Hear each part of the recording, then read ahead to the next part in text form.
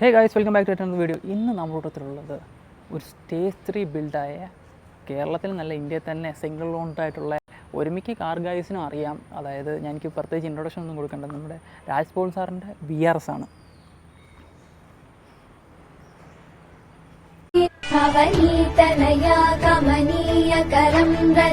അപ്പം VRS victory rally spot. Looking for change, looking for pain, pulling a mob, pushing a train. I'll never stop, stick to a lane, pick up the pieces and go rearrange. I'll be the best above all the rest, put me to the test. Expect nothing less, your check is I'm chess, what's happening next? He got the venom, a tangible weapon, no coming in second. This life is a lesson, he got a new engine from pain, that's a blessing. New focus, no guessing, just bold and obsession, all in his possession. You got their attention, I'll leave an impression and take your redemption. Just kill no discretion, your mind is a weapon. 11-11, it's time for progression. You could try to play it, but you're never gonna beat me. Look the other way, what I'm doing ain't easy. Bloody hands stained from the people who... അപ്പോൾ VRS എന്താണ്? VRS victory rally spot. മെഴ്സിഡീസിന് വരുമ്പോഴത്തേക്ക് AMG വരുന്നുണ്ട്, GTA എന്ന് പറയുന്നത് Woakes വാഗൻ്റെയാണ്. അപ്പോൾ അതേപോലെ തന്നെ നമ്മുടെ സ്കോഡയുടെയാണ് വരുന്നത് VRS. എല്ലാ ബ്രാൻഡ്സിനും അതിൻ്റേതായ റേസ് വേരിയൻസ് ഉണ്ട്. ഈ വിക്ടറി റാലി സ്പോട്ട് എന്ന് പറഞ്ഞു കഴിഞ്ഞാൽ അതായത് നോർമൽ സ്കോഡ ഒക്ടാവിയയിൽ നിന്ന് കുറച്ചുകൂടെ പെർഫോമൻസ് ഓറിയൻറ്റഡ് ആയിട്ട്, അതായത് ഒരുമിക്ക സസ്പെൻഷനും കാര്യങ്ങളും പിന്നെ എഞ്ചിനിലെ ട്യൂണിങ്ങും അതെല്ലാം വരുന്നത് ഒരു റാലി സ്പോട്ടിനെ ബേസ് ചെയ്തിട്ടായിരിക്കും. അപ്പം നിങ്ങൾക്ക് തന്നെ അറിയാവുന്ന കാര്യങ്ങളാണ് BMW M സീരീസ് എങ്ങനെയാണ് വരുന്നതെന്ന്. അപ്പോൾ എനിക്ക് അതിൻ്റെ കൂടുതലായിട്ട് ഞാൻ ഫർദർ എക്സ്പ്ലനേഷൻ നിങ്ങൾക്ക് വേണ്ടല്ലോ. അപ്പം ഈ VRSലേക്ക് വരുമ്പോൾ ഇതിനകത്ത് എന്തൊക്കെയാണ് ചെയ്തേക്കുന്നതെന്ന് പറഞ്ഞാൽ ഒരു tons and loads of modifications ആണ് ചെയ്തേക്കുന്നത്. കാരണം ഒരു ലിസ്റ്റ് എടുക്കുവാണെങ്കിൽ മണ്ടയ്ക്കും താഴോട്ട് ഇഷ്ടം പോലെയുണ്ട്. അപ്പോൾ 2002 ഒക്ടാവിയ വരുന്നു, 2004 VRS വരുന്നത്. അപ്പം ഈ VRSൻ്റെ എന്ന് പറഞ്ഞാൽ ഒരു 150 HP പ്രൊഡ്യൂസ് ചെയ്യുന്ന വണ്ടി. ആ സമയത്ത് STM ഒക്കെ ഉള്ള നിരത്തിലുണങ്ങുന്ന സമയത്ത് ഒരു 150 HP കാർ വരിക എന്ന് പറഞ്ഞാൽ തന്നെ നമുക്ക് ഇപ്പോൾ ഒന്ന് കേൾക്കുമ്പോൾ നിങ്ങൾക്ക് 150 HP എന്ന് പറയുമ്പോൾ അയ്യോ 150 HP എന്ന് പറയും. പക്ഷേ ആ സമയത്ത് 150 എന്ന് പറയുമ്പോഴത്തേക്ക് അതൊരു 1.5 BHP തന്നെയായിരുന്നു. അപ്പോൾ ഇന്ത്യൻ നിരത്തിൽ ഒരു ഇന്ത്യയുടെ ഫസ്റ്റ് സ്പോർട്സ് കാർ എന്നൊക്കെ വേണമെങ്കിൽ നമുക്ക് പറയാം. കാരണം VRS ആണ് ആ സമയത്ത് ഇത്രയും ഫീച്ചേഴ്സും കാര്യങ്ങൾ, അതായത് എയർ ബാഗ്, ഇഷ്ടംപോലെ ഫീച്ചേഴ്സ് ഇതിനകത്ത് നമ്മൾ ഈ വീഡിയോയ്ക്കകത്ത് തന്നെ കവർ ചെയ്യുന്നുണ്ട്. ഇഷ്ടംപോലെ ഫീച്ചേഴ്സ് നമ്മൾ പറയുന്നുണ്ട്. അപ്പം ഇന്ത്യയുടെ ഒരു ഫസ്റ്റ് ഒരു സ്പോർട്സ് കാർ എന്ന് നമുക്ക് പറയാം. അതായത് ഒരു 0 to 100 ഒരു 7.9 സെക്കൻഡ്സിൽ അടിക്കുക എന്ന് പറഞ്ഞു കഴിഞ്ഞാൽ ഇത് 1.5 മുതലായിരുന്നു. അതായത് 2004 കാലഘട്ടത്തിലെ ഒരു ടെർബോ എഞ്ചിൻ എന്താണ്, ആ സമയത്ത് ഈ ടെർബോ എഞ്ചിനാണ്, അതിൻ്റെ പവർ എന്താണെന്ന് കാണിച്ചു കൊടുത്ത ഒരു മുതലാണ് നമ്മുടെ VRS. അപ്പോൾ നിങ്ങൾക്ക് അറിയുമെന്ന് അറിയത്തില്ല, പുറത്ത് വന്നിരുന്ന VRS 180 ഹോഴ്സ് പവറാണ് പ്രൊഡ്യൂസ് ചെയ്തത്. അപ്പോൾ ഇന്ത്യൻ സ്പെക്കിലേക്ക് വരുമ്പോൾ അത് 150 പ്രൊഡ്യൂസ് ചെയ്തിട്ടുള്ളൂ. കാരണം എന്ത് വ്യത്യാസം എന്ന് വെച്ചാൽ ഇന്ത്യയുടെ റൂൾസ് ആൻഡ് റെഗുലേഷൻസ് അനുസരിച്ചായിരിക്കും 150 ഇറങ്ങിയിരിക്കുന്നത്. പക്ഷേ അവിടുത്തെ വണ്ടിയും ഇവിടുത്തെ വണ്ടിയും തമ്മിലുള്ള വ്യത്യാസം എന്താണെന്ന് ചോദിച്ചു കഴിഞ്ഞാൽ അവിടെ UK സ്പ്രിങ്സ് വരുന്നുണ്ട്. ഇവിടെ വന്നപ്പോഴത്തേക്കും നോർമൽ ഒക്ടാവിയയുടെ സ്പ്രിങ്സ് ആണ് യൂസ് ചെയ്തിരുന്നത്. അപ്പോൾ ആ UK സ്പ്രിങ്സ് യൂസ് ചെയ്ത് കഴിഞ്ഞാൽ വണ്ടി കുറച്ചുകൂടെ താഴും. പക്ഷേ ഇവിടെ ഒന്നുകൂടെ ട്വീക്ക് ചെയ്ത് കഴിഞ്ഞാൽ, ഒന്നുകൂടെ ട്വീക്ക് ചെയ്ത് കഴിഞ്ഞാൽ 180 ഹോഴ്സ് പവർ നമുക്ക് പ്രൊഡ്യൂസ് ചെയ്യാൻ പറ്റും. അപ്പോൾ ചെറിയ രീതിയിലൊന്ന് ട്വീക്ക് ചെയ്ത് കഴിഞ്ഞാൽ 150 ഹോഴ്സ് പവറിൽ നമുക്ക് 180 പോകാം. പിന്നെയുള്ള വ്യത്യാസം എന്ന് പറയുമ്പോൾ ഈ UK സ്പ്രിങ്സ് മാത്രം നമ്മൾ ഇൻസ്റ്റാൾ ചെയ്ത് വെച്ചാൽ മതി. ഈ രണ്ട് സ്പ്രിങ്സും തമ്മിലുള്ള വ്യത്യാസം എന്താണെന്ന് ചോദിച്ചു കഴിഞ്ഞാൽ കുറച്ച് ഹൈറ്റ് ഡിഫറൻസ് വരുന്നുണ്ട്. ഇന്ത്യയിലാകുമ്പോഴത്തേക്ക് കുറച്ച് പൊങ്ങിയിരിക്കും, UK സ്പ്രിങ്സ് വരുമ്പോൾ കുറച്ച് താന്നിരിക്കും. അപ്പോൾ നിങ്ങളൊരു വണ്ടി, ഒരു VRS കാണുമ്പോൾ അത് ഇടിച്ച വണ്ടിയാണോ അല്ലയോ എന്നറിയാൻ വേണ്ടി ജസ്റ്റ് അതിൻ്റെ ഗ്ലാസസിലും അല്ലെങ്കിൽ ഡോർസിൻ്റെ ഗ്ലാസസിലും നോക്കുക. ഒരു ബ്ലൂ ടിൻറ്റ് വരുന്നുണ്ട്. അത് റീപ്ലേസ് ചെയ്തിട്ടുണ്ടെങ്കിൽ ബ്ലൂ ടിൻറ്റ് വരത്തില്ല. നിങ്ങൾക്ക് വീഡിയോയ്ക്കകത്ത് എന്തോരം കാണാൻ പറ്റുന്ന തരത്തില്ല, ഇതിനൊരു ബ്ലൂ ടിൻറ്റ് വരുന്നുണ്ട്. പിന്നെ അതേപോലെ തന്നെ ഒബ്ജക്റ്റിൻ്റെ മിറർ, അത് ഇതേപോലെ പ്രിൻറ്റും കാര്യങ്ങളൊക്കെ വരുന്നുണ്ട്. അപ്പം നിങ്ങളിത് സെക്കൻഡറി വണ്ടി എടുക്കാൻ പോകുമ്പോഴത്തേക്ക് നിങ്ങൾക്കിത് അറിയത്തില്ലെങ്കിൽ ഇത് നിങ്ങൾ ചെക്ക് ചെയ്യുന്നത് വളരെ നല്ലതായിരിക്കും. അല്ലെങ്കിൽ പിന്നെ ഒറിജിനൽ തന്നെ അവർ റീപ്ലേസ് ചെയ്തിട്ടുണ്ടായിരിക്കും. പക്ഷേ അറിയാത്ത ആളുകൾക്കാണെങ്കിൽ ഇങ്ങനൊരു ചെറിയ ഹാക്ക് ഉണ്ട് ഇതിൽ. ഫ്രണ്ടിൽ നോക്കുമ്പോൾ തന്നെ സിയോൺ ലൈറ്റ്സും കാര്യങ്ങളും വന്നേക്കുന്നത്. ആ സമയത്ത് വരെ ഹെഡ്ലൈറ്റ് വാഷേഴ്സും കാര്യങ്ങളൊക്കെ വന്നിട്ടുണ്ട്. പിന്നെ ഈ ലൈറ്റും കാര്യങ്ങളൊക്കെ പുള്ളി സെപ്പറേറ്റ് ചെയ്തതാണ്. പിന്നെ ഹുക്കും കാര്യങ്ങളും വരുന്നുണ്ട്. വണ്ടി അത്യാവശ്യം സ്പ്രിങ്ങും കാര്യങ്ങളൊക്കെ ഇട്ടേക്കുന്ന വണ്ടി നല്ല ലോ വേർഡാണ്. Hi sir, welcome. ഹലോ, നമ്മുടെ VRSൻ്റെ ഓണറാണ് സാർ. ജസ്റ്റ് ഒന്ന് ഇൻട്രൊഡ്യൂസ് ചെയ്യുമോ ഓഡിയൻസിന് വേണ്ടി? എൻ്റെ പേര് രാജ് പോൾ എന്നാണ്. ബേസിക്കലി ഞാൻ എൻ്റെ ഫാമിലി ബിസിനസ്സിൽ ആണ്. കാർ ക്രേസ് അങ്ങനത്തെ ഇതൊക്കെയുള്ളതാണ്. One of the OG car guys ആണ് എനിക്കറിയാവുന്നതിൽ. സാർ, അപ്പോൾ നമുക്ക് VRSലേക്ക് വരാം. ഇതിന് മുന്നേ ഏതെങ്കിലുമൊക്കെ വണ്ടികൾ ഓൺ ചെയ്തിട്ടുണ്ടായിരുന്നോ? ഞാൻ ദുബായിലായിരുന്നപ്പോൾ എൻ്റെ കയ്യിൽ സൂപ്പർ ഉണ്ടായിരുന്നു, കോർവെറ്റ് ഉണ്ടായിരുന്നു, ലൂമിന SS ഉണ്ടായിരുന്നു. അപ്പോൾ അങ്ങനെ ആ വണ്ടികളെല്ലാം ഒന്നും സ്റ്റോക്കല്ലായിരുന്നു, എല്ലാം സ്റ്റേജ് 1 സ്റ്റേജ് 2 അങ്ങനെയൊക്കെ ചെയ്തിട്ടുണ്ടായിരുന്നു. അപ്പോൾ അങ്ങനത്തെ ഒരു എക്സ്പീരിയൻസ് ഉണ്ട്. പിന്നെ തിരിച്ച് ഇവിടെ കൊച്ചിയിലേക്ക് വന്നപ്പോൾ ഇവിടെ ആ സമയത്ത് എടുക്കാൻ പറ്റുന്ന ഏറ്റവും നല്ലൊരു വണ്ടി എന്ന് പറഞ്ഞാൽ മോഡിഫൈ ചെയ്യാൻ പറ്റുന്ന വണ്ടിയായിരുന്നു സ്കോഡ VRS. അപ്പോൾ ആ സമയം ഹോണ്ട സിറ്റിയും BTECും ആ CDM ഇതൊക്കെയുള്ള ബാലേനും ഒക്കെ ഉള്ള സമയമായിരുന്നു. സെന്ന് അങ്ങനത്തെ ഇതുള്ള സമയം. വലിയൊരു റെവല്യൂഷണറി പോലെ വന്നതാണ്, വന്ന വണ്ടിയായിരുന്നു ഇത്. അപ്പോൾ അന്ന് ഇത് ഇറങ്ങിയ സമയത്ത് തന്നെ എടുക്കണമെന്ന് ആഗ്രഹം ഉണ്ടായിരുന്നോ? വേറെ പ്രത്യേകിച്ച് കാരണം എല്ലാം VTech ഇതിലുള്ളതിന് മോഡിഫൈ ചെയ്യുന്നതിന് ഒരു ലിമിറ്റ് ഉണ്ടായിരുന്നു. പിന്നെ അത് ചെയ്യുന്നതിന് ഒരു കറക്റ്റ് ആയിട്ടുള്ള ഒരു ഇതും ഇല്ലായിരുന്നു. എല്ലാം ബാംഗ്ലൂർ കൊണ്ടുപോകണം, കോയമ്പത്തൂർ കൊണ്ടുപോകണം. ഓക്കെ. അപ്പോൾ കൊച്ചിയിലായിട്ട് ചെയ്യാൻ പറ്റിയ ഒരു ഇത് എല്ലാം അറ്റ് റീച്ചും ഈസ് ഓഫ് ആക്സസ് എല്ലാം ഉണ്ടായിരുന്നു സ്കോഡയായിരുന്നു. കാരണം പീസ് എല്ലാ വണ്ടിയും ചെയ്യേണ്ടായിരുന്നു, സ്കോഡയുടെ എല്ലാ വണ്ടികളും ചെയ്യേണ്ടായിരുന്നു. അന്ന് ഇതിന് മുന്നേ നേരത്തെ വണ്ടികൾ ഓടിച്ചേക്കുന്നതുകൊണ്ട് കുഴപ്പമില്ല, പക്ഷേ ആ ഒരു 150 HP ഉള്ള ഒരു കാർ ഓടിക്കുമ്പോൾ എങ്ങനെയുണ്ടായിരുന്നു? ആ സമയത്തെന്ന് പറഞ്ഞാൽ നമ്മുടെ റൂട്ടിൽ കിട്ടാവുന്ന ഏറ്റവും ഫാസ്റ്റസ്റ്റ് ഒരു വണ്ടിയായിരുന്നു. പിന്നെ എല്ലാ ഓപ്ഷൻസും ഉണ്ടായിരുന്നു, ഫുൾ ഓപ്ഷന്, parking sensor, xenon head lamps, sunroof, parking, ABS, heated mirrors, defogger, അങ്ങനെ ഒരു ഫുൾ ഓപ്ഷൻ വണ്ടിയായിരുന്നു. പിന്നെ ബ്ലോപ്പങ്ങിനൊക്കെ മ്യൂസിക് സിസ്റ്റം ആദ്യമായിട്ട് വരുന്നത്, ഫാക്ടറി വരുന്ന വണ്ടി. അങ്ങനെ ആകെ മൊത്തം ഒരു ഫുള്ളി ഫീച്ചേർഡ് വണ്ടിയായിരുന്നു. പെർഫോമൻസും ഉണ്ടായിരുന്നു. പിന്നെ alloy wheel 16 inch spider wheels. Okay. പിന്നെ ഫ്രണ്ട് കുറച്ച് സാധാ വണ്ടീനെക്കാളും കാസിനെക്കാളും കുറച്ചുകൂടി താന്നിരിക്കുന്ന വരുന്നു. അങ്ങനെ കുറെ എല്ലാ ഓപ്ഷൻസ് ഉണ്ടായിരുന്നു. പിന്നെ ഓട്ടോമാറ്റിക് റെയിൻ സെൻസർ വൈപ്പർ, അങ്ങനത്തെ ഇതൊക്കെ കുറച്ച് ഓപ്ഷൻസ് ഉണ്ടായിരുന്നു. പിന്നെ കമ്പനി ഫാക്ടറി വരുന്ന ടിൻറ്റഡ് ഗ്ലാസ്, ബ്ലൂ ടിൻറ്റിന്റെ ഗ്ലാസ്, എല്ലാ ഗ്ലാസും ബ്ലൂ ടിൻറ്റഡ് ഫാക്ടറി വരുന്ന ഒരു ഓപ്ഷൻ ആയിരുന്നു. ഗ്ലാസ് മാറിയാൽ നമുക്ക് മനസ്സിലാവും, കാരണം വെയിലത്തിട്ട് കഴിയുമ്പോൾ എല്ലാ ഗ്ലാസും ബ്ലൂ ടിൻറ്റ് ആയിരിക്കും. Front glass, windshield including windshield. പിന്നെ മിറേഴ്സിന്റെ ഗ്ലാസ് എല്ലാം ബ്ലൂ കളർ. പിന്നെ ഹെഡ്ലൈറ്റ് വാഷർ, പിന്നെ അഡ്ജസ്റ്റബിൾ ഓട്ടോമാറ്റിക് അഡ്ജസ്റ്റ് ആവുന്ന ഹെഡ്ലൈറ്റ്സ്. അപ്പം ഇതിന്റെ സ്റ്റോറി എങ്ങനെയാണ്, ഇത് വണ്ടി കയ്യിൽ കിട്ടുന്നതിന് മുന്നേ? ഇത് ആക്ച്വലി മരക്കാർ സ്കോഡ ഡീലർഷിപ്പ് ഉണ്ടായിരുന്നപ്പോൾ ഉള്ള വണ്ടിയായിരുന്നു ഇത്. അപ്പോൾ ഇത് അവരുടെ യാർഡിൽ കിടന്നു ഒരു 2.5 years ആയിട്ട് അവരുടെ യാർഡിൽ ആർക്കും വേണം, കാരണം വണ്ടി ഒറിജിനലി യെല്ലോ കളറായിരുന്നു. അപ്പോൾ ആർക്കും വേണ്ടാണ്ട് യാർഡിൽ കിടന്ന ഒരു വണ്ടിയായിരുന്നു. പിന്നെ യെല്ലോ കളർ എന്ന് പറഞ്ഞാൽ ആ സമയത്ത് ഭയങ്കര ഒരു ഫാൻസി പിള്ളേരുടെ ഒരു കളറായിരുന്നല്ലോ. അപ്പോൾ അതേ ആൾക്കാർക്ക്. പിന്നെ ഈ വണ്ടിയുടെ കളർ ഓപ്ഷൻസ് ആയിട്ട് വന്നിരുന്നത് യെല്ലോവും ബ്ലാക്കും സിൽവർ ആയിരുന്നു എനിക്ക് തോന്നുന്നു. റെഡും ഉണ്ടായിരുന്നു. ഓക്കെ. അപ്പോൾ അങ്ങനത്തെ ഈ ഒരു 4 കളർ ഓപ്ഷൻസ് ഉണ്ടായിരുന്നത്. അപ്പോൾ ആ സമയത്ത് എനിക്ക് ബ്ലാക്ക് വണ്ടി, പിന്നെ കുറേ യൂസ്ഡ് വണ്ടിയൊക്കെ നോക്കിയായിരുന്നു, പക്ഷെ അതൊന്നും എനിക്ക് അത്ര അങ്ങോട്ട് ഇഷ്ടപ്പെട്ടില്ല. അപ്പോൾ പിന്നെ ഈ യാർഡിൽ കിടന്ന വണ്ടി നമ്മൾ നെഗോഷിയേറ്റ് ചെയ്ത്, പിന്നെ ഇതിന് കുറച്ച് വേറെൻറ്റയർ കുറച്ച് പ്രശ്നങ്ങളുണ്ടായിരുന്നു, ബീഡിങ്ങും അങ്ങനത്തെ ഈ ഗ്ലാസിൻ്റെ ബീഡിങ്, സൺറൂഫിൻ്റെ ബീഡിങ്, പിന്നെ ഹെഡ്ലൈറ്റ്സ് യാർഡിൽ കിടന്നുണ്ട്, ഹെഡ്ലൈറ്റ്സ് കുറച്ച് മങ്ങിയിട്ടുണ്ടായിരുന്നു. അങ്ങനെ കുറച്ച് പ്രശ്നങ്ങളുണ്ടായിരുന്നു.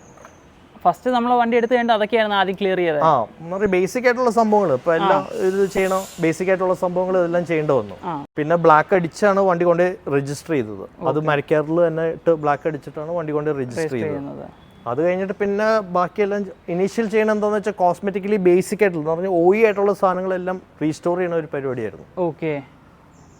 എന്ന് പറഞ്ഞാൽ വിൻഡോയുടെ ബീഡിങ്സ്, സൺറൂഫിന്റെ ബീഡിങ്സ്, ഡോറിന്റെ ഉള്ളിലത്തെ ബീഡിങ്സ്, പിന്നെ അങ്ങനെ കുറേ, പിന്നെ വൈപ്പറിന്റെ കവലൊക്കെ, ഈ കാണുന്ന കവൽസൊക്കെ ഇതൊക്കെ ആക്ച്വലി വെയിലൊക്കെ കൊണ്ട് കുറച്ച് ഡാമേജ് ആയിരുന്നു. അപ്പോൾ ഇതൊക്കെ പുതിയതെല്ലാം ഓർഡർ ചെയ്ത് വരുത്തി. വൈപ്പർ ബ്ലേഡ് മാറേണ്ടി വന്നു. പിന്നെ മറ്റേ ഒറിജിനൽ വരുന്ന ആന്റിനൊക്കെ കുറച്ച് ക്രാക്ക് ആയിട്ടുണ്ടായിരുന്നു. അത് റബ്ബറിന്റെ സാധനമായിരുന്നു, അത് കുറച്ച് ക്രാക്ക് ആയിട്ടുണ്ട് വെയിൽ കൊണ്ടിട്ട്. അന്ന് ഈ പാർട്സ് എല്ലാം കിട്ടാൻ ഭയങ്കര എളുപ്പമായിരുന്നു. അന്ന് എന്ന് പറഞ്ഞാൽ ഷോറൂമിൽ നിന്ന് നമുക്ക് എല്ലാം ഓർഡർ ചെയ്യുമ്പോൾ കിട്ടുന്ന സാധനങ്ങളായിരുന്നു. അപ്പോൾ എല്ലാം അങ്ങനെ കിട്ടുമായിരുന്നു, എളുപ്പമായിരുന്നു. ഇപ്പാണ് പാർട്സ് കിട്ടാനായിട്ട് കുറച്ച് പാടും ഇതെല്ലാം. അന്നൊരു ഇപ്പം പറയാം, 2009 നമ്മൾ വണ്ടി എടുക്കുന്നത്. 2009 ഇത് മെയിൻറ്റെയിൻ ചെയ്യാൻ എങ്ങനെയുണ്ടായിരുന്നു? പാർട്സ് ആ സമയം എക്സ്പെൻസീവ് ആയിരുന്നു, ഈ സമയം നോക്കുമ്പോൾ എക്സ്പെൻസീവ് ആയിരുന്നു. ഇതിന്റെ ഇടയ്ക്ക് ഒരു ഫേസിൽ ഇപ്പൊ എൻ്റെ ഈ വണ്ടി ഇരിക്കാൻ തുടങ്ങിയിട്ട് ഇപ്പോൾ 2009, ഇപ്പോൾ ഒരു 15-16 years ആയി. ഓക്കെ. അപ്പോൾ എൻ്റെ അറിവില് ഇതിന്റെ ഇടയ്ക്ക് ഒരു ഫേസ് ഓഫ് ടൈമിൽ പാർട്സിനൊക്കെ വില ഭയങ്കരമായിട്ട് കുറഞ്ഞായിരുന്നു. ഇപ്പൊ എനിക്ക് തോന്നുന്നു തിരിച്ച് പഴയ പോലെ തന്നെ വന്നിട്ടുണ്ട്. മാർക്കറ്റിൽ വണ്ടിക്ക് നല്ല വില കൂടുതലാണ്. പിന്നെ എനിക്കൊന്ന് പാർട്സ് എല്ലാം കൊടുക്കണം. ഹെഡ്ലൈറ്റിനൊക്കെ എനിക്കൊന്ന് ഇപ്പൊ ഞാൻ കഴിഞ്ഞ ദിവസം ഹെഡ്ലൈറ്റിന് വേണ്ടി ചോദിച്ചപ്പോൾ മാറ്റേണ്ട ആവശ്യമില്ല, വേറൊരു ഫ്രണ്ടിന്റെ വണ്ടിക്ക് ചോദിച്ചപ്പോൾ അവര് ആദ്യം ഞാൻ ലാസ്റ്റ് ടൈം മാറ്റിയതിന്റെ ആ സെയിം പ്രൈസ് തന്നെ ഇപ്പൊ പറഞ്ഞു.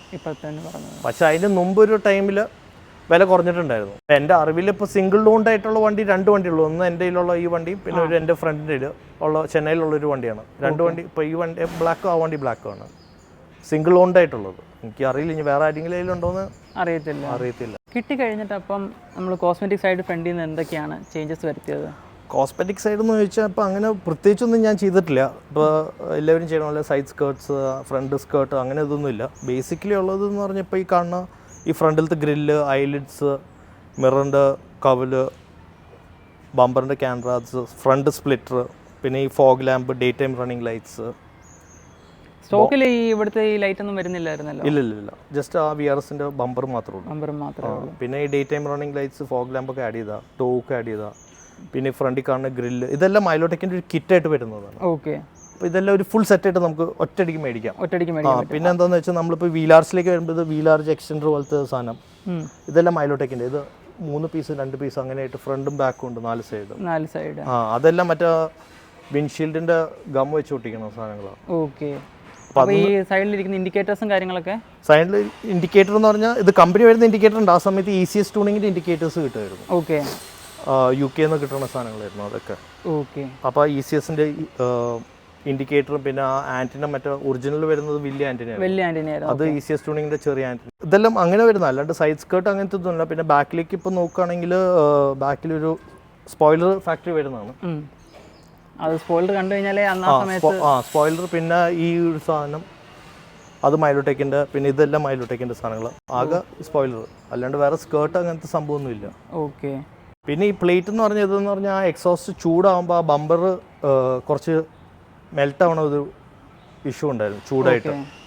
അപ്പോൾ അത് കൺസീൽ ചെയ്യാൻ വേണ്ടിയിട്ടാണ് ആ ഒരു മെറ്റൽ പീസ് വെച്ചേക്കണത്. പക്ഷെ ഉള്ളിൽ മൊത്തം മെൽറ്റ് ആയിരിക്കും. പക്ഷെ പുറത്ത് നോക്കുമ്പോഴത്തേ അത് കാണത്തില്ല. പിന്നെ പുറകിൽ എന്തൊക്കെയാണ് മാറ്റങ്ങൾ? സ്റ്റോക്ക് ഹുക്ക്, ഡിക്കി ക്ലിപ്പ് വെച്ചിട്ടുണ്ട്. ഇതെല്ലാം ജസ്റ്റ് ലുക്കിന് വേണ്ടി നട്ട്സ് അതെല്ലാം ജസ്റ്റ് കോസ്മെറ്റിക്കലി ചെയ്തേക്കുന്നത്. ടെയിൽ ലാംപ്സ് OEM തന്നെയല്ലേ? ടെയിൽ ലാംപ്സ് OEM തന്നെ. അത് മേടിച്ചപ്പോൾ ഉള്ള ടെയിൽ ലാമ്പ് ആകെ ജസ്റ്റ് സ്ലൈറ്റ് ആയിട്ട് ഒന്ന് സ്മോക്ക് ചെയ്തിട്ടേ ഉള്ളൂ. അപ്പോൾ പുറകിൽ ഇത്രയൊക്കെയാണ് നമുക്ക്. അങ്ങനെ കോസ്മെറ്റിക്കലി അങ്ങനെ വലുതായിട്ടൊന്നും ഇല്ല. Basically engine, gear box, transmission, പിന്നെ ഇൻസൈഡ് വെയിറ്റ് റിഡക്ഷൻ ചെയ്യാൻ വേണ്ടിയിട്ട് അതാണ് മെയിനായിട്ട് നമ്മൾ ഫോക്കസ് ചെയ്തേക്കുന്നത്. ഓക്കെ. അപ്പം വീൽസിലേക്ക് വരുമ്പോൾ ഇതിപ്പോൾ ബോർബറ്റല്ല, വോസന്റെ 19 ഇഞ്ചാണ്. CV3 എന്ന് പറഞ്ഞൊരു വേരിയൻ്റ് ആണ്. വന്നപ്പോൾ ഗ്രേ കളറായിരുന്നു. പിന്നെ ബ്ലാക്കും റെഡ് ആയിട്ടുള്ള കോമ്പോയിൽ പെയിന്റ് ചെയ്തെടുത്താണ്. അപ്പോൾ ഈ വീലിന് മുമ്പ് മറ്റേ ഒറിജിനൽ VRSന്റെ വീലുണ്ടായിരുന്നു, 16 ഇഞ്ച് സ്പൈഡർ പോലത്തെ ടൈപ്പ് ഡിസൈനുള്ള വീല്.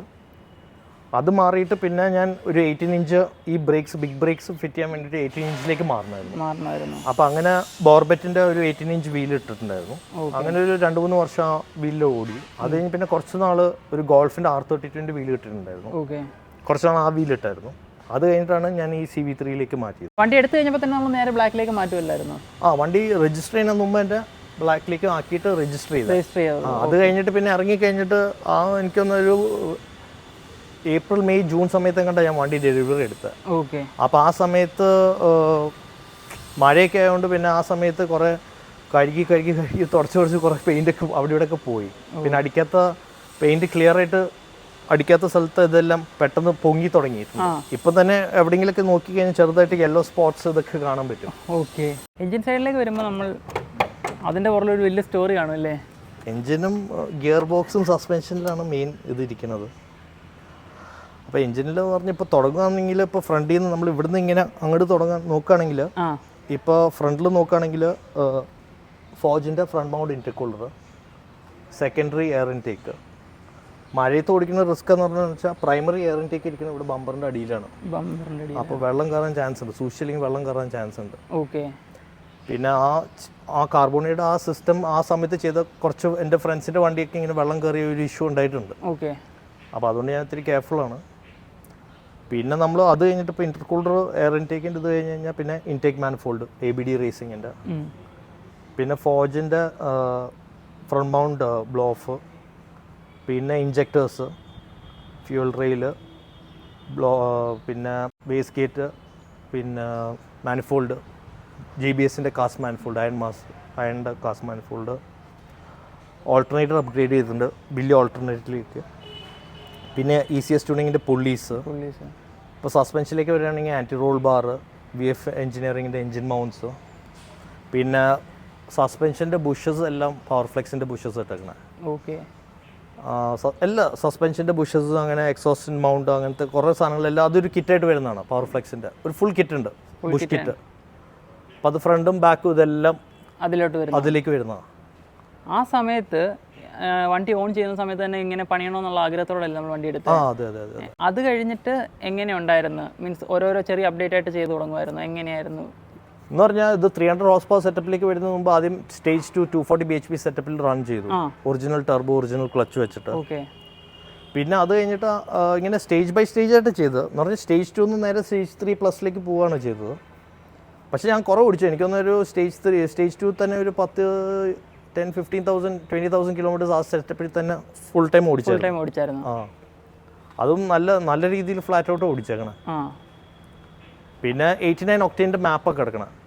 അപ്പോൾ എന്ന് പറഞ്ഞാൽ ആ സമയത്ത് 97 ഒക്ടേൻ ഒന്നും അവൈലബിൾ അല്ലാത്തതുകൊണ്ട് 89 ഒക്ടേൻ മാപ്പിൽ ഇപ്പോഴും വണ്ടി ഓടുന്നത് 89 ഒക്ടേൻ്റെ 300 ഹോഴ്സ് പവറിൻ്റെ മാപ്പിലാണ് ഓടുന്നത്. ആ സമയത്തൊക്കെ എങ്ങനെയായിരുന്നു ആളുകൾ ഇതിനെ കുറിച്ച് അപ്രോച്ച് ചെയ്തേക്കുന്നത്? എന്ന് പറഞ്ഞാൽ ആ സമയത്ത് ബ്ലോഫ് വെക്കുമ്പോൾ ചില ആൾക്കാർ പറഞ്ഞാൽ എന്തോ ഓസ് പൊട്ടിയിട്ടുണ്ട്, പൈപ്പ് പൊട്ടിയിട്ടുണ്ടെന്നൊക്കെ പറയുന്നത്. പിന്നെ ക്ലച്ച്, ട്രിപ്പിൾ പ്ലേ ക്ലച്ച് ഇങ്ങനെ ഐഡ്ലിങ്ങിൽ പഠിച്ചുകൊണ്ടിരിക്കുമല്ലോ. അപ്പോൾ അത് കേൾക്കുമ്പോൾ ആൾക്കാർ എന്തോ പ്രശ്നമുണ്ട്, വണ്ടി എന്തോ സാധനം ലൂസായി കിടക്കുന്നു, ടൈറ്റ് ചെയ്യണമെന്ന്. പിന്നെ സസ്പെൻഷൻ താന്ന് എടുക്കുമ്പോൾ ആൾക്കാർ വെച്ച് സസ്പെൻഷൻ അങ്ങനെ കുറെ. അത് കഴിഞ്ഞ് പിന്നെ ഇങ്ങനെയൊക്കെ ചിന്തിക്കുക. അത് കഴിഞ്ഞ് വണ്ടി മൂവ് ചെയ്യുമ്പോൾ ആൾക്കാർ എന്തോ ചെയ്തിട്ടുണ്ടെന്നൊക്കെ തോന്നിക്കൊണ്ടിരുന്നത്. അത് കഴിഞ്ഞിട്ട് നമ്മൾ ഫസ്റ്റ് ആ ഒരു ഫേസ് കഴിഞ്ഞിട്ട് എന്തായിരുന്നു? അപ്പോൾ 240 സെറ്റപ്പിൽ ഞാൻ ഓടിച്ചുകൊണ്ടിരുന്ന അത് സ്ഥിരം. ഞാൻ അപ്പോൾ കുറേ നാൾ വണ്ടി ചെന്നൈയിലായിരുന്നപ്പോൾ ചെന്നൈയിൽ യൂസ് ചെയ്യായിരുന്നു. പിന്നെ ബാംഗ്ലൂരും കുറേ ബാംഗ്ലൂർ കൊച്ചിയും ബാംഗ്ലൂരും കുറേ യൂസ് ചെയ്തിട്ടുണ്ട്. പിന്നെ പെയിൻറ്റിൻ്റെ ഇഷ്യൂ പിന്നെ എനിക്കൊരു ഇഷ്യൂ ആയിട്ട് വന്നു തുടങ്ങി. പിന്നെ അന്നേരത്തോടെ പിന്നെ ബമ്പർ ഫുൾ സ്റ്റോൺ ചിപ്പ് ചെയ്ത് കഴിഞ്ഞിട്ട് ബമ്പറും ബോണറ്റും വിൻഷീൽഡും മാറേണ്ട ടൈം ആയിരുന്നു. അതിൻ്റെ കൂടെ ഹെഡ്ലൈറ്റ് മാറണം, കാരണം ഹെഡ്ലൈറ്റും സ്റ്റോൺ ചിപ്പ് ആവുമായിരുന്നു. അപ്പോൾ അത് മാറേണ്ട സമയമായി. പിന്നെ അവിടെ ഇവിടെയൊക്കെ സ്ക്രാച്ചൊക്കെ ആയി. പിന്നെ പല സ്ഥലത്ത് ഇപ്പോൾ ചെന്നൈയിലത്തെ വെള്ളം യൂസ് ചെയ്ത് അവിടെ കഴുകിയതിൻ്റെ പ്രശ്നങ്ങളുണ്ടായിരുന്നു. ബാംഗ്ലൂരിലത്തെ വെള്ളം യൂസ് ചെയ്തതിൻ്റെ പ്രശ്നം ഉണ്ടായിരുന്നു. അപ്പോൾ മൊത്തം പെയിൻ്റൊക്കെ മൊത്തം ഇങ്ങനെ അൺഈവൻ ആയിട്ടായിരുന്നു. പിന്നെ ആ സമയത്ത് പെയിൻറ്റ് ചെയ്യാൻ വേണ്ടി പിന്നെ വെച്ച് ലാസ്റ്റ് ടൈമായിട്ട് പെയിൻറ്റ് ചെയ്യാമെന്ന് വിചാരിച്ചിട്ട് ഫുൾ ഊരി. കാരണം എന്തായാലും 300 ഹോഴ്സ് പവർ സെറ്റപ്പ് ചെയ്യണം. അപ്പോൾ അതിന് വേണ്ടി എന്തായാലും എഞ്ചിനൊക്കെ ഇറക്കണം. എടുത്തു കഴിഞ്ഞപ്പോൾ തന്നെ നമ്മൾ അപ്ഗ്രേഡ് ചെയ്യാൻ തുടങ്ങിയായിരുന്നു ഓരോ ചെറുതായിട്ട് മറ്റേ initial air intake, blow of, അങ്ങനത്തെ ബേസിക് സാധനങ്ങൾ. പിന്നെ 240 ആക്കുന്നത് രാവിലെ വണ്ടി കയറ്റി വൈകുന്നേരം ആകുമ്പോൾ 240 കിട്ടും. അത്രേ ഉള്ളൂ. എല്ലാം ബോൾട്ടോൺ ആയിട്ട് പെട്ടെന്ന് ചെയ്ത് തീർക്കാം. അത് കഴിഞ്ഞിട്ട് വരുന്നതാണ് ഇപ്പോൾ 340 ആക്കി കഴിഞ്ഞിട്ടാണോ ഇത് 300 ഹോഴ്സ് പവർ സെറ്റപ്പിലേക്ക് പോയി. കാരണം ഇപ്പോഴും ഇത് ഡീറ്റ്യൂൺഡ് ആയിട്ട് കിടക്കണം വണ്ടി. ലോ ബൂസ്റ്റിലാണ് വണ്ടി ഓടുന്നത്. ആക്ച്വലി മാപ്പ് അപ്ഡേറ്റ് ചെയ്യാനുള്ള സമയമായി. 97 ഒക്ടേൻ മാപ്പിലേക്ക് മാറ്റാം. Launch control, anti lag, pops and bangs main important ആയിട്ടുള്ള ആളുകൾ പറയുന്ന സംഭവം അതിലേക്ക് മാറ്റാം. പിന്നെ റിച്ച് ആയിട്ട് ഓടണം, ലീനാക്കാം. പിന്നെ ഇപ്പോൾ ഓടുന്നത് 20 PSI-ലാണ്. അത് 30 PSI-ലേക്ക് മാറ്റാം. എന്ന് പറഞ്ഞാൽ 31 PSI സ്പൈക്ക് ചെയ്തിട്ട് 29, 28 ഓടിക്കാം. ഇപ്പോൾ ഓടുന്നത് 21 PSI സ്പൈക്ക് ചെയ്തിട്ട് 19, 18 ഓടുന്നത്. അത് അപ്ഗ്രേഡ് ചെയ്യാം. ഒരു ടർബോ സ്പൈക്ക് ചെയ്ത് കളഞ്ഞിട്ടാണ് അന്ന് പറഞ്ഞാൽ ഒറിജിനൽ ടർബോ ഉണ്ടായിരുന്നത്. അത് നമ്മൾ ആദ്യം റിച്ച് ആയിട്ട് റൺ ചെയ്തു 240 സെറ്റിൽ. പിന്നെ അത് ലീൻ ആയിട്ട് റൺ ചെയ്തു. അത് ഫിനിഷ് ചെയ്ത് അതിൻ്റെ കൂടെ ക്ലച്ചും തീർത്ത്, ഒറിജിനൽ ക്ലച്ച് തീർത്തായിരുന്നു. അത് കഴിഞ്ഞിട്ടാണ് പെയിൻറ്റ് ചെയ്യാൻ വേണ്ടി എല്ലാ സാധനവും ഊരിയായിരുന്നു. ഊരിയ സമയത്താണ് ഞാൻ ഈ എഞ്ചിനും ഗിയർ ബോക്സും എല്ലാം ഊരിയിട്ട് പിടിപ്പിങ്ങായിട്ട്. അപ്പോൾ മെക്കാനിക്കൽ സൈഡ് മൊത്തം ചെയ്ത് തീർത്ത്. എന്ന് പറഞ്ഞാൽ 300ൻ്റെ സെറ്റപ്പ് എന്ന് പറഞ്ഞാൽ for example alternator, injector, turbo, manifold, fly wheels, pulleys, engine mounts, അങ്ങനെ കുറേ സാധനങ്ങൾ. ഗിയർ ബോക്സ് ഇത് ഒരു പുതിയ ക്ലച്ച്, ട്രിപ്പിൾ പ്ലേറ്റ് ക്ലച്ചിലേക്ക് മാറ്റി. അതെല്ലാം മാറ്റിയിട്ട് ഡാഷ്ബോർഡ് എല്ലാം ഫുൾ വണ്ടി റിപ്പ് ഓഫ് ചെയ്തു. ട്രിപ്പിൾ പ്ലേറ്റ് ക്ലച്ച് വരുമ്പോഴത്തേക്ക് എന്താണ് ബുദ്ധിമുട്ട് വരുന്നത്? അത് അതിൻ്റെ ത്രോ ഷോർട്ടാണ്, പിന്നെ സ്റ്റിഫാണ്. പിന്നെ ട്രാഫിക്കിൽ ഓടിച്ച പെട്ടെന്ന് തീർന്നു പോകും. ഇതെനിക്ക് തോന്നുന്നു മൂന്നാമത്തെ 4ാമത്തെ സെറ്റ് ട്രിപ്പിൾ പ്ലേറ്റ് ക്ലച്ച് കിടക്കണം. ഇതിപ്പോൾ തീരാറായി. ആക്ച്വലി ഓൾമോസ്റ്റ് തീരാറായി. ട്രാഫിക്കിൽ ഭയങ്കര ബുദ്ധിമുട്ടായിരിക്കും. ട്രാഫിക്കിൽ ബുദ്ധിമുട്ട്. പിന്നെ ട്രാഫിക്കിന്റെ വേറെ ടയറും കൂടുതൽ. പിന്നെ അങ്ങനെ ഫുൾ സ്ട്രിപ്പ് ചെയ്ത് വണ്ടി എന്ന് പറഞ്ഞാൽ എഞ്ചിൻ സൈഡ് ഇതെല്ലാം ചെയ്തിട്ട് ബേസിക് 300ന്റെ ലോഗ് മാപ്പ് ഇട്ടിട്ട് വണ്ടി പെയിന്റ് ബൂത്തിൽ കയറ്റി. കാരണം എന്തായാലും ആ ഒരു സമയം എനിക്ക് തോന്നുന്നത് അഗെയിൻ ഏപ്രിൽ, മെയ്, ജൂൺ സമയമായിരുന്നു, മഴയുടെ സമയമായിരുന്നു. അപ്പോൾ പെയിന്റ് ചെയ്യാന്ന് വിചാരിച്ചു. അങ്ങനെ പെയിന്റ് ചെയ്ത് അങ്ങനെ ഫുൾ സ്ട്രിപ്പ് ചെയ്ത്. ആ സമയത്ത് തന്നെയാണ് ബുഷും കാര്യങ്ങളൊക്കെ മാറി മറ്റേ വെള്ളം കയറുന്ന വരും. വെള്ളം കയറണം എന്ന് പറഞ്ഞാൽ മറ്റേ ഇതിൻ്റെ അടിയിൽ കുറേ പ്ലാസ്റ്റിക് അല്ല, റബ്ബറിൻ്റെ കുറേ ഗാർഡ്സ് പോലെ വരുന്നുണ്ട്. ഈ ബുഷ് ഇതെല്ലാം എനിക്ക് തോന്നുന്നു വാക്യൂം അതിൻ്റെ എന്തിനു വേണ്ടിയിട്ടാണ്. അതിൽ കൂടെ ഒക്കെ വെള്ളം കയറുമായിരുന്നു. കാരണം എന്ന് വെച്ചാൽ ഈ ഹമ്പിലിരിക്കുമ്പോൾ ഈ സാധനമാണ് ആദ്യം വന്ന് മുട്ടണത്. അപ്പോൾ അതെല്ലാം മാറ്റി, അതെല്ലാം പെർമനന്റ്ലി ക്ലോസ് ചെയ്ത്. കാരണം അത് ലേറ്റർ ഓൺ ഒരു ഇഷ്യൂ വേണ്ട. കാരണം ഈ ഉള്ളിലത്തെ കാർപ്പറ്റൊക്കെ ഫ്ലോറൊക്കെ വെറ്റാവാൻ തുടങ്ങി. അപ്പോൾ അത് ഞാൻ വിചാരിച്ചു സൺറൂഫിൻ്റെ ആയിരിക്കും എന്ന് വിചാരിച്ചു.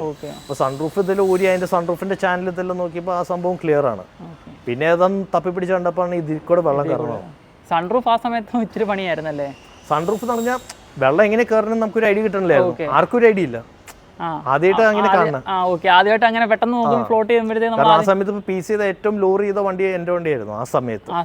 കാരണം ബാക്കി എല്ലാവരും ലോറിംഗ് സ്പ്രിങ്ങും അഡ്ജസ്റ്റബിൾ ഇട്ടാലും ഇത്രയും താഴ്ത്തിയിട്ടില്ല. ഇവിടെ മെട്രോയുടെ മറ്റേ ഈ പില്ലറിന്റെ സൈഡിൽ ഇങ്ങനെ കുഴിഞ്ഞു പോയിട്ടുണ്ട്. അത് വളരെ സൂക്ഷിക്കണം.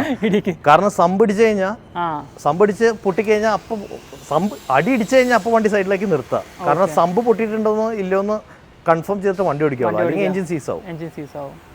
അങ്ങനെ കുറെ വണ്ടികൾ എൻ്റെ ഫ്രണ്ട്സിൻ്റെ തന്നെ കുറെ വണ്ടികൾ പറ്റിയിട്ടുണ്ട്. രാത്രിയൊക്കെ ഓടിച്ചിട്ട് ഇങ്ങനെ ഹമ്പ് കാണാണ്ട് പോയിട്ടും കുഴിയൊന്നും കാണാണ്ട് പോയിട്ട് സമ്പിടിച്ച് പൊട്ടിക്കുന്ന കുറെ കേസ് ഉണ്ട്. പിന്നെ നമ്മളിപ്പോൾ പറഞ്ഞു കൊടുക്കുകയാണെങ്കിൽ ഓസസ് എല്ലാം കമ്പനി വരുന്ന ഓസസ് ഇപ്പോൾ VRS ഓണേഴ്സിന് എല്ലാവർക്കും അറിയാം, MK1 ഓണേഴ്സിന് എല്ലാവർക്കും അറിയാം. കമ്പനി വരുന്ന കുറെ ഈ റെഡ് കാണുന്ന കുറെ ഓസസ് ഒക്കെ കമ്പനി വരുന്ന ഓസസ് എല്ലാം റബ്ബറിൻ്റെ സാധനം പൊട്ടിപ്പോണതാണ്, ബ്രിട്ടിലായിട്ട് പൊട്ടിപ്പോണതാണ്, പെട്ടെന്ന് പൊട്ടിപ്പോണതാണ്. അപ്പോൾ ഇത് മാക്സിമം ഈ ഫോജിന്റെ മറ്റേ ഓസ്കിറ്റ് കിട്ടും. അപ്പൊ അതിന്റെ ഇത് ഒരുമാതിരിപ്പെട്ട എല്ലാം മാറിയിട്ടുണ്ട്. എന്നാലും കുറെ OEM സാധനങ്ങളുണ്ട് നമുക്കത് കമ്പനി തന്നെ വരുന്നത്, അത് നമുക്ക് വേറെ ഇതിലേക്ക് മാറ്റാൻ പറ്റില്ല. അപ്പൊ അത് എപ്പോ പൊട്ടും നമുക്ക് പറയാൻ പറ്റില്ല. ആ സമയത്ത് വെളിയിൽ നിന്ന് വരുത്തുന്ന പാർട്സ് ഒക്കെ ഉണ്ടായിരുന്നോ? എങ്ങനെയായിരുന്നു സോഴ്സ് ചെയ്തോണ്ടിരുന്നത്? ഫുൾ വർക്കും പീസ് ആണ് ചെയ്തിരുന്നത്. എഞ്ചിൻ സൈഡ്, ഗിയർ ബോക്സ് എല്ലാം പീസ് ചെയ്തേക്കണം. ഓക്കെ. അത് കഴിഞ്ഞിട്ട് ഇപ്പം എങ്ങനെയാണ് ഇതിന്റെ പാർട്സ് ഒക്കെ അവൈലബിലിറ്റി? ഇപ്പോൾ പെർഫോമൻസ് പാർട്സ് ഇതുവരെ എനിക്ക് ആവശ്യം വന്നിട്ടില്ല. ഇനിയിപ്പോൾ വരാൻ പോകേണ്ട സാധനങ്ങൾ ഇപ്പോൾ ക്ലച്ച് വേണ്ടി വരും, ബ്രേക്ക് പാഡ്സ് വേണ്ടി വരും, ടാറോക്സിന്റെ ബ്രേക്ക് പാഡ്സ് വേണ്ടി വരും, ഫ്രണ്ടും ബാക്കും. ഓക്കെ. സസ്പെൻഷൻ യൂസ് ചെയ്തേക്കുന്നത് H&Rന്റെ cup kit adjustable, fully adjustable. എനിക്ക് തോന്നുന്നത് എൻ്റെ കയ്യിൽ മാത്രമേ ഉള്ളൂ H&Rന്റെ cup kit VRS MK1 install ചെയ്തേക്കുന്നത്.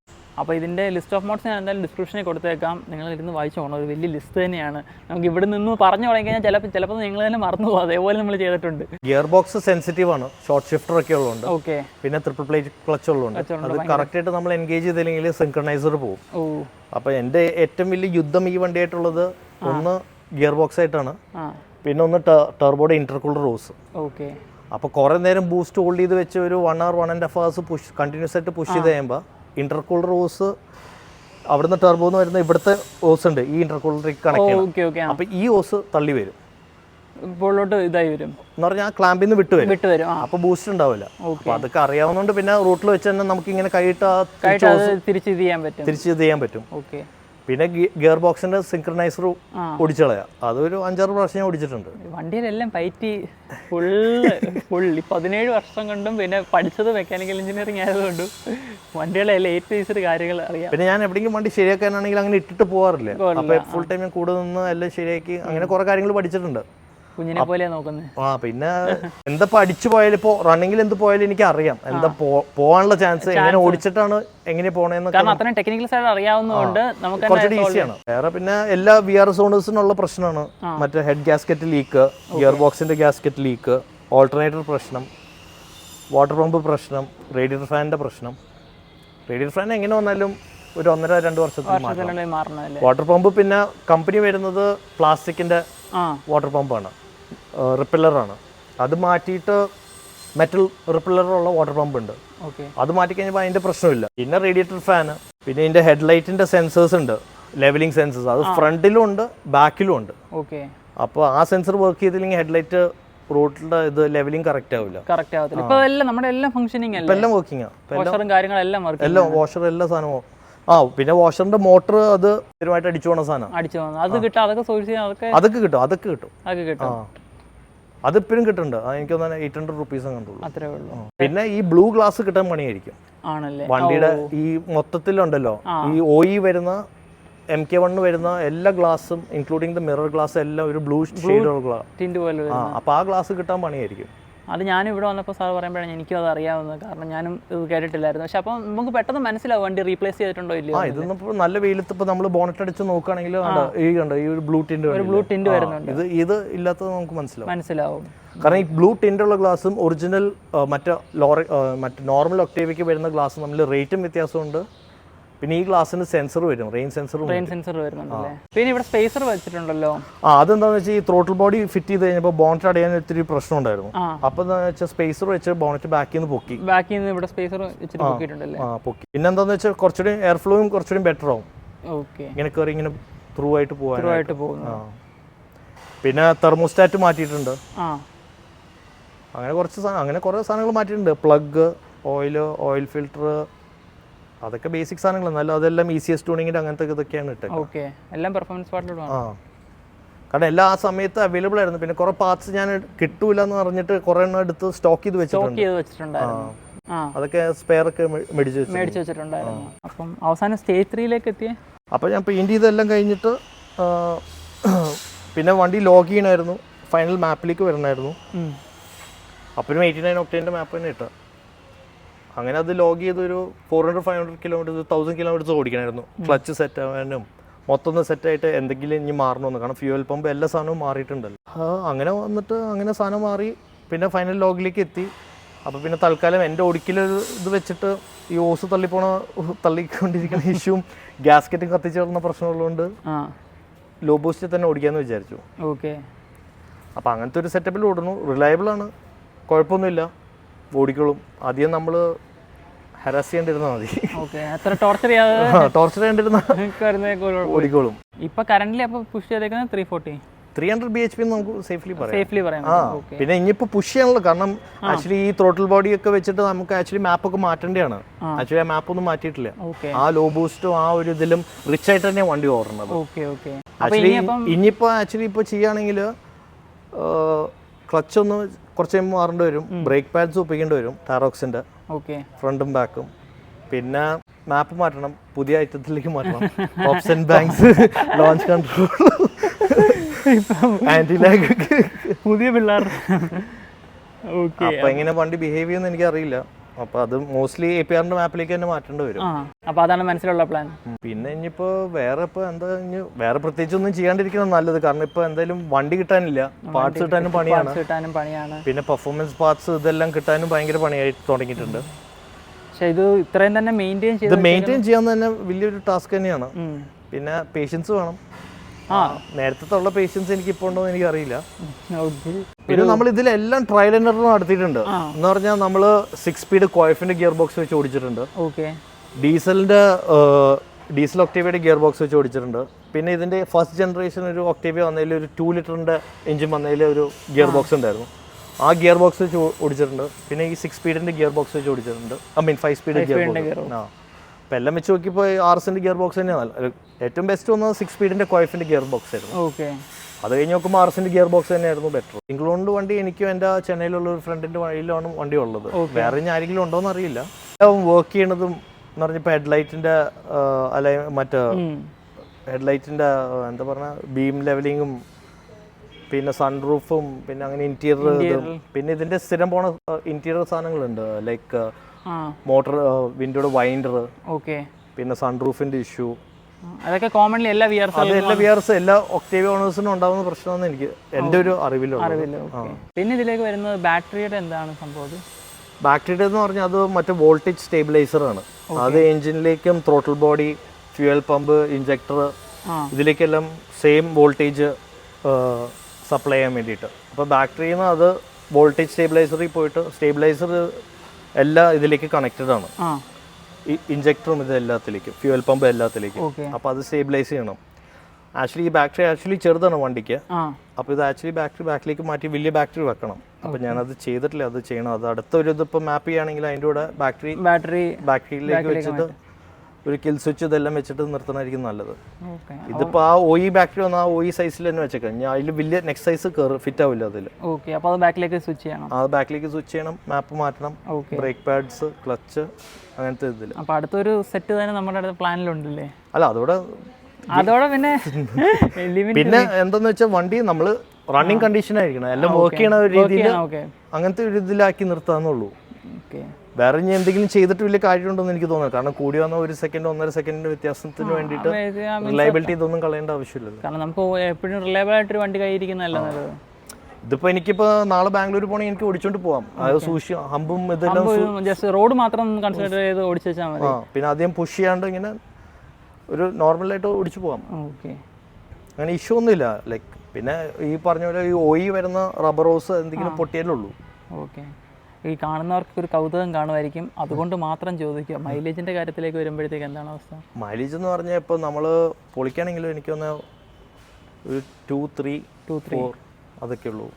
ഇപ്പം നമ്മൾ ഹൈവേയിൽ ഒരു 100-110 ക്രൂസ് കൺട്രോളിൽ ഇട്ട് ഓടിക്കുകയാണെങ്കിൽ ഒരു 20-24 വരെയൊക്കെ കിട്ടും ഹൈവേയിലാണെങ്കിൽ. എന്ന് പറഞ്ഞാൽ ടെർബോ ഇറക്കേണ്ട ഒരു 2500 RPM അടിയിൽ വെക്കുകയാണെങ്കിൽ ക്രൂസ് കൺട്രോളിൽ ഇട്ട് കഴിയുമ്പോൾ. ഹൈവേസിൽ പോകുമ്പോഴത്തേക്ക് കുഴപ്പമില്ല, നമുക്ക് നമ്മൾ പുഷ് ചെയ്യേണ്ടിരുന്ന കിട്ടും. ഇപ്പോൾ കറന്റ്ലി അപ്പോൾ ഇത്രയും ചേഞ്ചസ് ആണോ വരുത്തിയിരിക്കുന്നത്? ഇത്ര ഉണ്ട്. പിന്നെ ഗിയർ ബോക്സ് ഇതുണ്ട്, ഷോർട്ട് ഷിഫ്റ്റർ ഉണ്ട്, ഡിഫറൻഷ്യൽ ഉണ്ട്, ക്ലച്ച്, പിന്നെ എക്സോസ്റ്റ് ഒരു 4-4 സെറ്റപ്പ് നോക്കി. കാരണം ഈ ടർബോ വണ്ടി കൊണ്ട് ഏറ്റവും ലൗഡായിട്ട് കിട്ടണം, ലൗഡാക്കി വെക്കാനായിട്ട്. അപ്പോൾ ആദ്യം മിൽടെക്കിന്റെ ഫുൾ സിസ്റ്റം വെച്ചു. അപ്പോൾ മിൽടെക്ക് എപ്പോഴും നല്ല സ്വീറ്റ് സൗണ്ടിങ്ങും പിന്നെ അധികം ലൗഡൊന്നും അല്ല. അപ്പോൾ പിന്നെ അത് ഊരി മാറ്റിയിട്ട് പിന്നെ സ്ട്രെയിറ്റ് പൈപ്പ് ആക്കി. ഓക്കെ. ഇപ്പോൾ സ്ട്രെയിറ്റ് പൈപ്പ് സെറ്റപ്പ് വിത്ത് ഒരു ചെറിയൊരു മഫ്ലർ പോലെ ഉണ്ടാക്കി വെച്ചിട്ടുണ്ട്, ജസ്റ്റ് ഒരു ഇതിന് വേണ്ടിയിട്ട്, ഒരു ലൈക്ക് ഓവർ ഇതാവാണ്ടിരിക്കാൻ.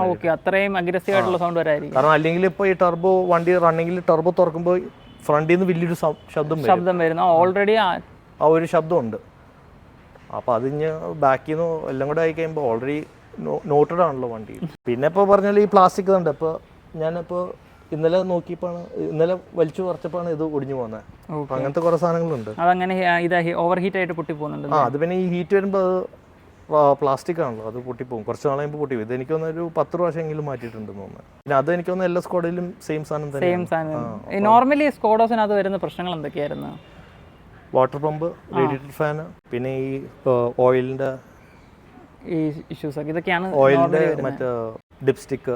ഇതിലിപ്പോൾ ഉപയോഗിച്ചേക്കുന്ന ഓയിലും കാര്യങ്ങളൊക്കെ OWSന്റെ synthetic oil, synthetic oil. Okay. ടാറോക്സിന്റെ ബ്രേക്ക് ഫ്ലൂയിഡ്. അപ്പോൾ ഈ ടാറോക്സിന്റെ ബ്രേക്ക് ഫ്ലൂയിഡ് ഒക്കെ ഇനിയിപ്പോൾ കിട്ടുമെന്നാണ് നമുക്ക് നോക്കി അറിയണം. അവൈലബിലിറ്റി നോക്കണം. ഇപ്പം എൻ്റെ കയ്യിൽ കുറച്ച് ഓയിൽ ഇരിപ്പുണ്ട്, OWS ഇരിപ്പുണ്ട്, കുറച്ച് ടാറോക്സ് ഇരിപ്പുണ്ട്. കൂളിൻ്റെ എല്ലാം സാധാരണ വണ്ടിയിൽ ഒരിക്കണം തന്നെ ചോദിച്ചേക്കണം. പിന്നെ ഈ പവർ ഫ്ലെക്സിന്റെ ഏതെങ്കിലും ബുഷൊക്കെ പോയി കഴിഞ്ഞാൽ അഞ്ഞ് പവർ ഫ്ലെക്സിന്റെ കിട്ടുമെന്നാണ് ഡൗട്ട്. പിന്നെ ടർബോയ്ക്ക് എന്തെങ്കിലും പറ്റി കഴിഞ്ഞാൽ പിന്നെ വേറെ ഒന്നും ചെയ്യാൻ പറ്റില്ല, ഒറിജിനൽ ടർബോയിലേക്ക് മാറ്റേണ്ടി വരും, സ്വിച്ച് ചെയ്യേണ്ടി വരും. ഇപ്പോൾ ഇരിക്കുന്ന സെറ്റപ്പ് വെച്ചിട്ട് അത് ഇത് മാക്സിമം ഇങ്ങനെ വെച്ചിട്ട് നമ്മൾ മാക്സിമം റിലയബിൾ ആക്കി യൂസ് ചെയ്യാൻ. കൂടുതൽ ഇപ്പോൾ പവറിന് പോയി കഴിഞ്ഞാലും കൂടി വന്ന ഒരു 1 സെക്കൻഡിന് വല്ല വ്യത്യാസത്തിന് വേണ്ടി ഉള്ളത് മൊത്തം കളയുന്നതിനേക്കാളും നല്ലത്. എന്റെ ആഗ്രഹം ഇതേപോലെ തന്നെ സൂക്ഷിച്ചു വെക്കുന്നതാണ്. അല്ല, കാരണം ഇപ്പൊ AC ഉണ്ട്, പവർ സ്റ്റിയറിംഗ് ഉണ്ട്, ബേസിക് ഒരു മ്യൂസിക് സിസ്റ്റം, ബ്ലൂടൂത്ത് ഉണ്ട്, അത്രേ ഉള്ളൂ. നമുക്ക് ആവശ്യത്തിനുള്ള കാര്യങ്ങൾ മൊത്തം ഉണ്ട്. പക്ഷെ വണ്ടി റിലയബിൾ ആണ്, കുഴപ്പമൊന്നുമില്ല. പിന്നെ അടിയിടിക്കാണ്ട് നോക്കിയാൽ മതി. പാർക്ക് ചെയ്തുകൊണ്ട് പോകുമ്പോൾ ആരെങ്കിലും ഒന്നും ചെയ്യാണ്ടിരിക്കും. അത് മെയിൻ ഒരു സംഭവമാണ്. പാർക്ക് ചെയ്ത് ഈ ഐലിഡ് ഒക്കെ പറിച്ചെടുക്കാൻ നോക്കിയിട്ടുണ്ട്. അതിന് കുറെ അടുത്ത് ഇപ്പം സാറിനെ കാണിക്കുമായിരുന്നു. ഇവിടെ ഐലിഡ് പറിച്ചെടുക്കാൻ നോക്കിയിട്ടുണ്ട്, മൂത്ത് മിററിൽ നിന്ന് പറിച്ചെടുക്കാൻ നോക്കിയിട്ടുണ്ട്. ബാക്കിലത്തെ ആന്റിന ഈസിയസ്റ്റ് ട്യൂണിംഗ് ആന്റിനെ പോലും വെറുതെ വിട്ടിട്ടില്ല. ആന്റിന 2-3 പ്രാവശ്യം ഊരിക്കൊണ്ട് പോയിട്ടുണ്ട്. പിന്നെ തിരിച്ച് ഊരിയെടുക്കാൻ പറ്റും. പോറി എടുത്തിട്ടുണ്ടെന്നോ? സ്ക്രാച്ച് ചെയ്തിട്ടുണ്ട്, താക്കോലുകൊണ്ട് വരച്ച് വെച്ചിട്ടുണ്ട്. നിങ്ങൾക്ക് കാണുമ്പം കണ്ട് ആസ്വദിക്കാനുള്ള സംഭവങ്ങളാണ്. അപ്പോൾ ഇതൊക്കെ അങ്ങനെ ചെയ്യരുതെന്ന് ഞാൻ പറയുന്നുള്ളൂ. ഓഡിയൻസ് നമുക്കിപ്പോൾ കാണുന്ന ഏക്കുള്ള കാർ എന്തൂസിയാസ് ഓഡിയൻസ് ആയിരിക്കും ഇത് കാണുന്നത്, അവരൊരിക്കലും ഇത് ചെയ്യത്തില്ല. അപ്പം നോൺ കാർ ഗൈസ് ആയിരിക്കും ഇതൊക്കെ കാണുമ്പോഴത്തേക്ക് ഇഷ്ടപ്പെടാതെ ചിലപ്പോൾ ബ്ലോഫ് എല്ലാം കേട്ട് അല്ലെങ്കിൽ റോട്ടിലും എല്ലാം കാണിച്ച് ഇഷ്ടപ്പെടുന്ന ആൾക്കാർ അടിച്ചുകൊണ്ട് പോകണമായിരിക്കും. അപ്പം ഇത് ഫസ്റ്റ് ഓഫ് ഓൾ ഇങ്ങനെ ഒരു വണ്ടി തന്നെ കാണാൻ അപൂർവമാണ്. ഇല്ലാന്ന് തന്നെ പറയല്ലേ. ക്ലീൻ ആയിട്ട് കൊണ്ട് നടക്കുന്ന മീൻസ് മോഡേൺ ആയിട്ടുള്ള ക്ലീൻ വണ്ടികളില്ല. സിംഗിൾ 6-7 വർഷം മുമ്പ് വരെ കുറേ വണ്ടികൾ ഉണ്ടായിരുന്നു. ഇപ്പം ഇല്ല. ഇപ്പൊ എനിക്ക് അറിയാവുന്നവരുടെ തന്നെ കുറേ വണ്ടി ഉണ്ടായിരുന്നു. പിന്നെ കുറേ വണ്ടി വിറ്റു, കുറേ വണ്ടി ഇടിച്ചു, അങ്ങനെ കുറേ ഇതായിരുന്നു, ഇഷ്യൂ ഒക്കെ വന്നിട്ടുണ്ട്. എപ്പോഴെങ്കിലും തോന്നിയിട്ടുണ്ടായിരുന്നു കൊടുക്കണമെന്നോ അല്ലെങ്കിൽ സ്വിച്ച് ചെയ്യണോ? കൊടുക്കാനോ അങ്ങനെ തോന്നിയിട്ട്. കാരണം ഇങ്ങനത്തെ ഒരു വണ്ടി പണിതെടുക്കാൻ ഇപ്പൊ എനിക്കറിയാവുന്ന കുറെ എന്റെ ഫ്രണ്ട്സ് തന്നെ പണിന്ന് നോക്കിയിട്ടുണ്ട്, നടക്കുമെന്ന്. പക്ഷെ എല്ലാവർക്കും ഒരു പേഷ്യൻസ്, ഒരു ക്ഷമ വേണമല്ലോ. അപ്പൊ അതുകൊണ്ട് പിന്നെ കുറച്ചൊക്കെ ചെയ്ത് കുറച്ച് നാൾ യൂസ് ചെയ്തിട്ട് പിന്നെ വണ്ടി കൊടുക്കും, ഇതൊക്കെ ചെയ്ത്. ആരെങ്കിലും വന്ന് വില പറഞ്ഞിട്ടുണ്ടോ? അത് റാൻഡംലി ആളുകൾ കാണുമ്പോഴത്തേക്കും DMs ഒക്കെ വരാറുണ്ടോ?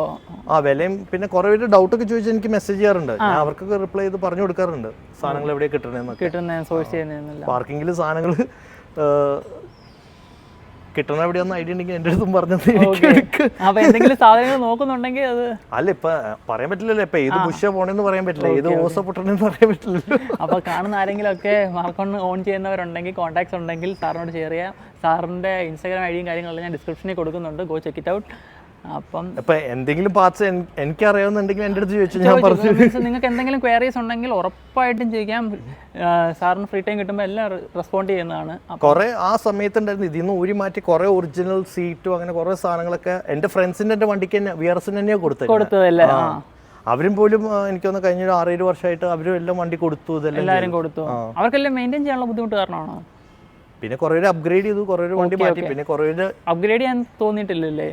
അല്ല ഞാൻ പിന്നെ ഇതെപ്പോഴും പണിതപ്പോൾ അങ്ങനെ തന്നെ വെക്കാം, കാരണം നമുക്ക് ബാക്കിയെല്ലാം റീപ്ലേസ് ചെയ്യും. പിന്നെ ഫുൾ ടൈം പിന്നെ ഇവിടെ ഇല്ല, ഇപ്പൊ ഇത് 1 ആണല്ലോ, ഇപ്പൊ ഇതിനെ പോയി കഴിഞ്ഞാല് നമുക്കിപ്പോ ബൈക്ക് ഇതൊക്കെ റീപ്ലേസ് ഇത് ഇങ്ങനത്തെ ഒരെണ്ണം പണം നടക്കുന്ന പറഞ്ഞാൽ ഇത് ആക്ച്വലി ഇതിപ്പോ എത്ര പ്രാവശ്യം പെയിന്റ് ചെയ്തു, പോലീസ് പിടിച്ചു, അവിടെ ഇവിടെ കാല് പിടിക്കണോ, എന്തൊക്കെ ചെയ്തു, കുറെ എഫേർട്ട് ഉണ്ട്. അത് മോർ ദാൻ അത് കാണാനുണ്ട്. കാരണം ഒരു വണ്ടി ഒരു 17 വയസ്സെന്ന് പറയുമ്പോൾ എൻ്റെ പ്രതിപ്രായത്തിന് മണ്ടയ്ക്ക് അപ്പൊ അങ്ങനെ ഒരു വണ്ടി ഇത്രയും നാള് ഈ ഒരു കോലത്തിൽ എനിക്ക് കാണാൻ പറ്റിയിട്ടുണ്ടെങ്കിൽ അതിന് ഇത്തരം സൂക്ഷിച്ചു വെച്ചോണ്ട് തന്നെയാണ്. അത് ഭയങ്കര പണിയാണ് അതൊരു. പിന്നെ എന്താ പറയണ്ടേ, ഇതിപ്പോ എന്റെ ഇത്ര വർഷമായോണ്ട് എന്റെ മറ്റേ ECUവിന്റെ വയറിങ്ങും മറ്റേ എന്താ പറയണ ECUവിന്റെ വയറിങ്ങും പിന്നെ മറ്റേ മെയിൻ കേബിളിംഗ് ഒക്കെ പോയിട്ടില്ലേ. ഇപ്പൊ നമ്മൾ ഇവിടെ നോക്കുമ്പോ ഈ മാസ്റ്റർ സ്വിച്ച് എന്താ പറഞ്ഞ ഫ്യൂസ് ബോക്സും ഫ്യൂസിന്റെ വയറും അതിന്റെ വയറിംഗ് കിറ്റും ഇതെല്ലാം മൊത്തം മാറ്റിയിട്ടുണ്ട്. അപ്പൊ അങ്ങനെ കുറെ സാധനങ്ങളെല്ലാം പോയി തന്നെ, കുറെ സാധനങ്ങൾ മാറ്റണം. കാരണം അടിച്ചു പോണ സാധനങ്ങളെല്ലാം എടുത്ത് മാറ്റി. ഇനിയിപ്പോൾ എന്തൊക്കെ പോണെന്ന് അറിയില്ല. കാരണം പിന്നെ എനിക്ക് തോന്നുന്നു കുറെ പേർക്ക് ഈ ഗിയറിന്റെ സെലക്ടറിന്റെ ബുഷ് അതെല്ലാം പ്ലാസ്റ്റിക് ആണ്. അതെല്ലാം പോവും, ഇടയ്ക്കിടയ്ക്ക് പോകും. ഞാനിപ്പോൾ ഓൾറെഡി ഒരു ബുഷ് കിറ്റ് മേടിച്ച് വെച്ചിട്ടുണ്ട്. പോകുന്നതിനനുസരിച്ച് നമുക്ക് അത് മാറ്റാം. അത് ഏത് ബുഷ് എന്നാ, കുറെ ബുഷ് ഉണ്ട് അതിൽ. അപ്പോൾ ഏതാ പോണെന്നൊന്നും പറയാൻ പറ്റില്ല. അങ്ങനെ കുറെ സാധനങ്ങൾ എൻ്റെ കയ്യിൽ മേടിച്ച് വെച്ചിട്ടുണ്ട്. ഇപ്പോൾ കാണുന്നവരായാലും അങ്ങനെ ചെയ്യുന്നത് നല്ലതായിരിക്കും. കാരണം കിട്ടുന്ന സമയത്ത് സ്റ്റോക്ക് ചെയ്ത് വെക്കുക. കാരണം ഏത് എപ്പോഴും പോണെന്ന് നമുക്ക് പറയാൻ പറ്റില്ല. പിന്നെ സസ്പെൻഷന്റെ ബുഷ് അങ്ങനത്തെ ഇതെല്ലാം, ബാക്കിലത്തെ റോട്ടർ അതൊക്കെ എവിടെ കിട്ടുമെന്ന് എനിക്കറിയില്ല. പിന്നെന്ന് വെച്ചാൽ അങ്ങനെ കുറെ OE പാർട്സ് ഉണ്ടല്ലോ. ഇപ്പോൾ ഒറിജിനൽ വരുന്ന റോട്ടർ, ഒറിജിനൽ ബാക്കിൽ വരുന്ന റോട്ടർ, ബ്രേക്ക് പാഡ്സ്. അപ്പോൾ ഇതിലിപ്പോൾ ബാക്കിലത്തെ റോട്ടറും അപ്ഗ്രേഡ് ചെയ്തിട്ടുണ്ട്, സൈസ് മാറിയിട്ടുണ്ട്. അപ്പോൾ അതിൻ്റെ ഒരു മിനിമം തിക്നെസ് കഴിഞ്ഞാൽ അത് മാറ്റേണ്ടി വരും. അപ്പോൾ വേറെ റോട്ടർ എവിടെ കിട്ടും? ഫ്രണ്ടിലത്തെ റോട്ടർ ഇത് ടാരോക്സിന്റെ ബിഗ് ബ്രേക്സ് ആണല്ലോ. അപ്പോൾ അതിന്റെ റോട്ടർ, അതിന്റെ ബ്രേക്ക് പാഡ്, അങ്ങനെ കുറെ സാധനങ്ങൾ എവിടെ നിന്ന് കിട്ടുമെന്നാണ് ഒരു വലിയ ക്വസ്റ്റ്യൻ മാർക്ക് ഉണ്ട്. അതൊക്കെ ആയിരിക്കും ചിലപ്പോൾ പല ഓണേഴ്സിനെ ഇത് വിൽക്കാൻ ഇത് വന്നേക്കുന്നത്. അതുണ്ടാവും, കാരണം കുറെ നാള് എത്ര നാള് പേഷ്യൻസ് ഉണ്ടാവും. പിന്നെ എനിക്ക് അറിയാവുന്ന പാർട്സ് കിട്ടുന്ന സോഴ്സ് എല്ലാം ഞാൻ ഷെയർ ചെയ്യാം, എല്ലാവർക്കും വേണ്ടി ഷെയർ ചെയ്യാം. അവർക്ക് അറിയാവുന്ന എൻ്റെ അടുത്ത് നിന്ന് പറഞ്ഞാൽ നിങ്ങൾക്ക് അറിയാവുന്നത് ഇപ്പൊ സോഴ്സ് ചെയ്യാൻ പറ്റുന്നത് നിങ്ങൾ സഹായിക്കുക. പിന്നെ കുറെ പാർട്സ് നമ്മൾ തമിഴ്നാട് സ്ക്വാഡ് ഡീലറിന്റെ മേടിക്കാറുണ്ട്. അങ്ങനെ അങ്ങനെ ആരെങ്കിലും ചോദിച്ചു വരുവാണെങ്കിൽ സാർ ഒന്ന് ഇത് ചെയ്ത് വെച്ചാൽ മതി, ഹെൽപ്പ് ചെയ്ത് വെച്ചാൽ മതി. പിന്നെ ഇപ്പൊ അപ്പാരന്റ്ലി ഇവിടുത്തെ EVM-ൽ ഓർഡർ ചെയ്ത സാധനം വരും എന്നൊക്കെയാണ് പറയണത്, OE പാർട്സ്. അപ്പൊ അങ്ങനെയാണെങ്കിൽ അത് യൂസ്ഫുൾ ആയിരിക്കും. കാരണം ഇതിന്റെ വയറിംഗ് കിറ്റ് ഇതെല്ലാം ഞാൻ മാറ്റിയത് സ്കോഡ ഡീലർഷിപ്പിൽ തന്നെ ഇട്ടിട്ടാണ് മാറ്റിയത്. ലാസ്റ്റ് വിൻഷീൽഡ് മാറ്റിയതും അതിന്റെ റെയിൻ സെൻസർ വൈപ്പർ ഇതെല്ലാം മാറ്റിയതെല്ലാം ഷോറൂമിൽ തന്നെ ഇട്ടാ മാറ്റിയത്. സർവീസും കാര്യങ്ങളൊക്കെ വരുമ്പോഴത്തേക്ക് സർവീസ് എന്ന് പറഞ്ഞാൽ ബേസിക്കലി നമ്മൾ നോർമൽ വണ്ടി സർവീസ് ചെയ്യുന്ന പോലെ ചെയ്താൽ മതി. പിന്നെ ഇടയ്ക്കിടയ്ക്ക് ഓയിൽ ലെവൽ ഒന്ന് ചെക്ക് ചെയ്യാം. അപ്പൊ ഞാൻ ഇടയ്ക്ക് ഇത്തിരി ഓയിൽ ലെവൽ കുറച്ച് കുറയാറുണ്ട്. അപ്പൊ ഞാൻ കുറച്ച് ഓയിൽ മേടിച്ചിട്ടുണ്ട്, ഇടയ്ക്ക് ടോപ്പ് ചെയ്ത് കൊടുക്കുക. പിന്നെ കൂളന്റും ചെക്ക് ചെയ്യാം.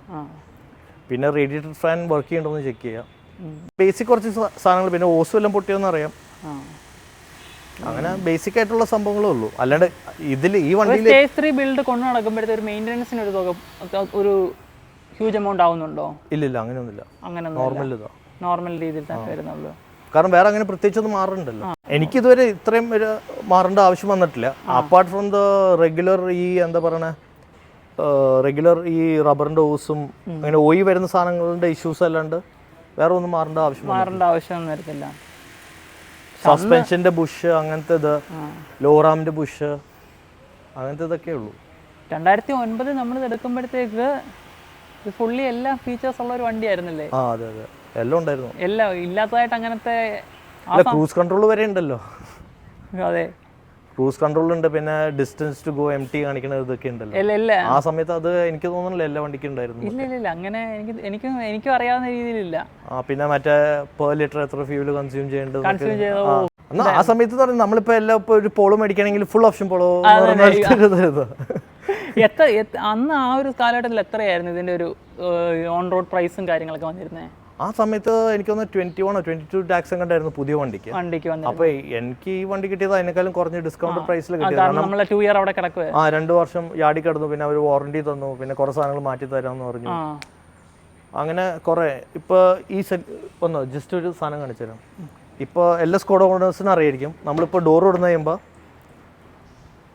ഈ ഡോറിൻ്റെ ഉള്ളിലത്തെ ഉള്ള റബ്ബർ ബുഷസ്, ഈ റബ്ബർ ബുഷ്, ഈ ലൈനർ, ഇതൊക്കെ മിക്ക വണ്ടിയിലും പോയി കിടക്കായിരിക്കും. ചില വണ്ടികളിൽ ഈ ലൈനറൊന്നും ഉണ്ടാവില്ല. അപ്പോൾ ഇതൊക്കെ ഭയങ്കര ഇതൊക്കെ ഞാൻ മേടിച്ച് വെച്ചു, കാരണം ഇതൊക്കെ കിട്ടുമെന്ന് അറിയില്ല. പിന്നെ ഇത് അവൈലബിൾ ആണ്, ഈ ബുഷ് അവൈലബിൾ ആണ്. ഇതാണ് മെയിൻ സാധനം. ഇത് പിന്നെ ഈ സാധനം, പിന്നെ സൺറൂഫിൻ്റെ ഈ ബുഷ്, അങ്ങനെ കുറച്ച് സാധനങ്ങളുണ്ട്. പിന്നെ എനിക്കറിയില്ല ഈ ക്വാർട്ടർ ഗ്ലാസ് ഒക്കെ കിട്ടുമെന്ന് എനിക്കറിയില്ല കേട്ടോ. അപ്പോൾ ഈ ലൈറ്റ്സും കാര്യങ്ങളൊക്കെ അതൊക്കെ ഫാക്ടറി വരുന്ന. പിന്നെ അത് ഉണ്ട്, ഈ ബുഷില്ലേ, ഇതൊക്കെ ഇപ്പോൾ കിട്ടുമെന്ന് എനിക്കറിയില്ല. പിന്നെ വേറെ ഉള്ളിലത്തെ ഇത് ഇപ്പോൾ ജസ്റ്റ് നമ്മൾ ഇങ്ങനെ നോക്കുമ്പോൾ, പിന്നെ ഈ ബുഷസ്, ഈ എന്തെന്ന് പറഞ്ഞാൽ ലൈനേഴ്സ്, വിൻഷീൽഡിൻ്റെ ഗ്ലാസിൻ്റെ, അതൊക്കെ എക്സ്ട്രാ സ്റ്റോക്ക് മേടിച്ചിട്ടുണ്ടോ? അത് കുറച്ച് സാധനം എൻ്റെ ഇരിപ്പുണ്ട്, കുറച്ചൊക്കെ യൂസ് ചെയ്തു. പിന്നെ ബോണറ്റിൻ്റെ ഈ ഒരു സാധനം, ഇതൊക്കെ എത്ര പേർക്ക് അറിയാമെന്ന് എനിക്കറിയില്ല. ഇതൊക്കെ ഞാൻ എപ്പോഴും വണ്ടി കഴുകുമ്പോൾ നമ്മൾ വെള്ളം അടിക്കുമ്പോൾ തെറിച്ചു പോണ സാധനങ്ങളാണ് ഇതൊക്കെ. അപ്പോൾ ഇതെപ്പോഴും സൂക്ഷിക്കണം. ഇത് 2 സൈഡിലും ഉണ്ട്. അങ്ങനെ കുറച്ച് സാധനങ്ങളുണ്ട്. ഈ വെൻസും കാര്യങ്ങളെല്ലാം മൈലോടെക്കിൻ്റെ കിറ്റിനകത്ത് വരുന്നത്. കിറ്റിനകത്ത്. ഓക്കെ, അപ്പോൾ ഇത്രയാണ് പുറമേ എന്നുള്ള കാര്യങ്ങളല്ലേ? ഇങ്ങനെ നമ്മളിപ്പോൾ റഫ്ലി പറയുകയാണെങ്കിൽ, ആക്ച്വലി ഇപ്പോൾ ഡീറ്റെയിൽ ആയിട്ട് നോക്കുകയാണെങ്കിൽ കുറേ അധികം സാധനങ്ങളുണ്ട്. പിന്നെ വേറൊരു VRSൻ്റെ ഒരു മെയിൻ VRS അല്ല, എനിക്കൊന്ന് മറ്റേ LNK ഒക്ടേവിയൊക്കെ ഉള്ളതാണ്. ഈ അടിയിൽ ബാക്കിലത്തെ ഒരു ഷീൽഡ് വരുന്നുണ്ട്, പ്ലാസ്റ്റിക്കിന്റെ. ഈ കാണുന്നത് അതാണ്, ഈ കാണുന്നത്, ഈ തള്ളി നിൽക്കുന്നത്, ഈ തള്ളിക്കുന്ന സാധനം ഇത് ഫുൾ ഷീൽഡ് ആയിട്ടാണ് ബാക്കിൽ വരുന്നത്. അപ്പോൾ അത് മിക്ക വണ്ടിയുടെ അത് പൊട്ടിപ്പോകും. ഇതിപ്പോൾ ഞാൻ കുറച്ച് നാൾ മുമ്പ് മേടിച്ചിട്ടേക്കുന്ന സാധനമാണ്. അതൊക്കെ എന്ന് പറഞ്ഞാൽ അതിൻ്റെ ഒരു യൂണീക്ക് ഫീച്ചറാണ് ബാക്കിലുള്ള ഒരു. കാരണം അത് ഹമ്പ് ചാടുമ്പോൾ ഒക്കെ ലോർ ചെയ്തുകൊണ്ട് അത് മുട്ടാൻ ചാൻസസ് ഉണ്ട്. അതെനിക്കൊന്നൊരു 3ാമത്തെ ഷീൽഡൊക്കെ കണ്ടിരിക്കണം. ഓക്കെ, ആദ്യം വരുമ്പോൾ വണ്ടിക്ക് നല്ല പൊക്കം ഉണ്ടായിരുന്നു. ഇതിനൊക്കെ പൊക്കമുണ്ട്. പിന്നെ അങ്ങനെ കുറച്ച് സാധനങ്ങൾ. പിന്നെ വിൻഡോയുടെ വൈൻഡറിന്റെ കേബിൾ പൊട്ടിപ്പോവാ, സ്വിച്ചിന്റെ പ്രശ്നം, പിന്നെ AC വെന്റ്. സ്വിച്ചൊക്കെ മാറേണ്ടി വന്നിട്ടുണ്ടോ? സ്വിച്ചൊക്കെ മാറ്റി, ACയുടെ വെന്റ് പൊട്ടിപ്പോണ ഒരു പ്രശ്നമുണ്ട്. വെന്റിന്റെ ഈ സാധനങ്ങളില്ലേ, ഇത് വർക്ക് ചെയ്യാണ്ട് ഇത് ഒരെണ്ണം പൊട്ടിപ്പോണത്. അപ്പൊ ഇതൊക്കെ ഞാൻ വളരെ സൂക്ഷിച്ച് വെച്ചേക്കണം. ഇതൊക്കെ മാറ്റി തന്നെ പുതിയത് വെച്ചേക്കണല്ലോ. അപ്പൊ ഇതില് ഡോർസിൽ ഇതെല്ലാം സ്വിച്ചസും കാര്യങ്ങളെല്ലാം മാറിയിട്ടുണ്ട്. സ്വിച്ചസ് ഒക്കെ മാറിയിട്ടുണ്ട്. പിന്നെ എല്ലാവർക്കും ഉള്ള ഒരു പ്രശ്നമാണ് മറ്റേ അപ്പോൾസറി പോണത്. ഡോർ പാഡൊക്കെ ഞാൻ ചെയ്തു. റൂഫ് ലൈനർ എല്ലാവർക്കും ഡെഫിനറ്റ്ലി വരുന്ന ഒരു പ്രശ്നമാണ്, റൂഫിന്റെ ലൈനർ തൂങ്ങി പോണത്. അതൊക്കെ മാറ്റിയിട്ടുണ്ട്. അങ്ങനെ അപ്പ് കീപ്പിംഗ് ആയിട്ട് ഇങ്ങനെ പോണ സാധനങ്ങളൊക്കെ കുറെ മാറ്റുന്നുണ്ട്. അതൊക്കെ സോഴ്സ് ചെയ്യാൻ എളുപ്പമാണോ? ഇതൊക്കെ ആ സമയത്ത് ഞാൻ മാറ്റിയതാണ്. ആ സമയത്ത് ആ സമയം എന്ന് പറഞ്ഞ ഒരു 2015-16 ആ സമയത്ത് മാറ്റിയതാണ്. ഓക്കെ, അതുവരെ കുഴപ്പങ്ങളൊന്നും ഇല്ലായിരുന്നു. പിന്നെ ഇൻസൈഡിലേക്ക് വരുമ്പോൾ റോൾ കേജ് എപ്പോഴാണ് അടിച്ചത്? റോൾ കേജ് എനിക്ക് ഒരു 2014-15 സമയത്ത് ചെയ്താ.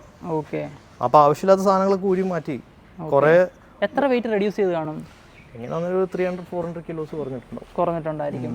ഓക്കെ, അതിൽ എടുക്കുമ്പോൾ തന്നെ ആഗ്രഹം ഉണ്ടായിരുന്നോ ബക്കറ്റ് സീറ്റ് അടിക്കും, സ്റ്റേജ് 3 സെറ്റപ്പ്? ബക്കറ്റ് സീറ്റ് റിക്കാർഡോയുടെ പോൾ പൊസിഷൻ എന്ന് പറഞ്ഞ സീറ്റാണ്. ഒരു സീറ്റിന് 4 കിലോ അങ്ങോട്ട് വെയിറ്റ് ഉള്ളൂ. 4 കിലോ വെയിറ്റ് ഉള്ളൂ. Okay, original seat, FIA certified സീറ്റാണ്. കംഫർട്ട് ഒന്നും നോക്കില്ല, വേറെ അഡ്ജസ്റ്റ്മെന്റ് ഒന്നുമില്ല. ഫ്രണ്ടും ബാക്ക് മാത്രമേ ഉള്ളൂ, അഡ്ജസ്റ്റ്മെന്റ് ഉള്ളൂ. 4 കിലോ അങ്ങോട്ടുള്ളൂ. അപ്പോൾ അത് തന്നെ മറ്റേ ഒറിജിനൽ സീറ്റ് വെച്ച് നോക്കുമ്പോൾ നല്ല വെയിറ്റ് ഡിഫറൻസ് വരുന്നുണ്ട്. പിന്നെ ബാക്കിലത്തെ സീറ്റും പിന്നെ ട്രേയും അങ്ങനെ കുറെ സാധനങ്ങളൊക്കെ എല്ലാം ഊരിയെടുത്ത് മാറ്റി. അപ്പോൾ ഈ റോൾ കേജ് വെൽഡ് ചെയ്ത് വെച്ചേക്കണോ? വെൽഡ് ചെയ്ത് വെച്ചേക്കണം. ഫുൾ ചെയ്ത് കസ്റ്റമായിട്ട് ചെയ്ത് ഉണ്ടാക്കിയെടുത്ത് SSL ഉണ്ടാക്കിയെടുത്ത് പെയിന്റ് അടിച്ച്. അതും ബീറ്റ് ചെയ്ത് അവർ തന്നെയാണ്? അല്ല, അത് ഞാൻ വേറെ പുറത്ത് വേറെ ഒരു അറിയുന്ന ഒരു ചേട്ടനുണ്ട് റോൾ കേജ് ഇതെല്ലാം ചെയ്യണത്, റാലിക്ക് വേണ്ടി ചെയ്യണം. ആ പുള്ളിയുടെ ചേർത്ത് മൊത്തത്തിൽ റിമൂവ് ചെയ്തിട്ടുണ്ട്. ഫുൾ കളഞ്ഞു എന്ന് പറഞ്ഞാൽ ആവശ്യമില്ലാത്ത സാധനങ്ങളൊക്കെ എല്ലാം കളഞ്ഞിട്ടുണ്ട്. എന്ന് പറഞ്ഞാൽ എനിക്ക് ആവശ്യമില്ലാത്ത സാധനം. അല്ല, ആളുകൾ വിചാരിക്കും സീറ്റൊക്കെ ഊരി കളഞ്ഞിട്ടാണോ പുള്ളി ആവശ്യമില്ലാത്തത് പറഞ്ഞത്. അല്ല, നമുക്ക് ഇങ്ങനെ സ്പെക്കിൽ വണ്ടി ഇറക്കണമെങ്കിൽ സ്റ്റേജ് 3 സെറ്റപ്പ് എന്ന് പറയുമ്പോഴത്തേക്ക് റോൾ കേജും കാര്യങ്ങളൊക്കെ വേണമല്ലോ. അപ്പോൾ അതിരിക്കുമ്പോൾ ഒരിക്കലും പുറകിൽ ഇത് ചെയ്യാൻ പറ്റും. പിന്നെ വെയിറ്റ് റിഡക്ഷൻ ആണ് മെയിൻ.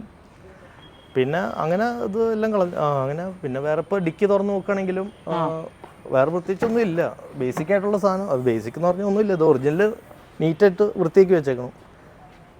ക്ലീൻ ആണ്, വേറെ പ്രശ്നമൊന്നുമില്ല. പിന്നെ എല്ലാവർക്കും ഉള്ളൊരു പ്രശ്നമായിരിക്കും ഈ ഷോക്ക് പോണത്, ഡിക്കിയുടെ ഡിക്കിയുടെ ഷോക്ക്. ഷോക്ക് ഇതിപ്പോ എന്റെ പോയി കണ്ടോ, അത് പോയി. ഓക്കെ, അത് ജസ്റ്റ് ഒരു സപ്പോർട്ട് വേണം. പിന്നെ ഡിക്കി നമ്മൾ തുറക്കാൻ നമ്മളൊന്നും യൂസ് ചെയ്യാറില്ലല്ലോ. ഇല്ല, എന്നാലും അത് ഇടയ്ക്കിടയ്ക്ക് പൊക്കി വെക്കണം. ഇത് സൺറൂഫ് പോലെയാണ് സംഭവം, ഇടയ്ക്കിടയ്ക്ക് തുറന്ന് അടച്ചില്ലെങ്കിൽ അത് പോകും.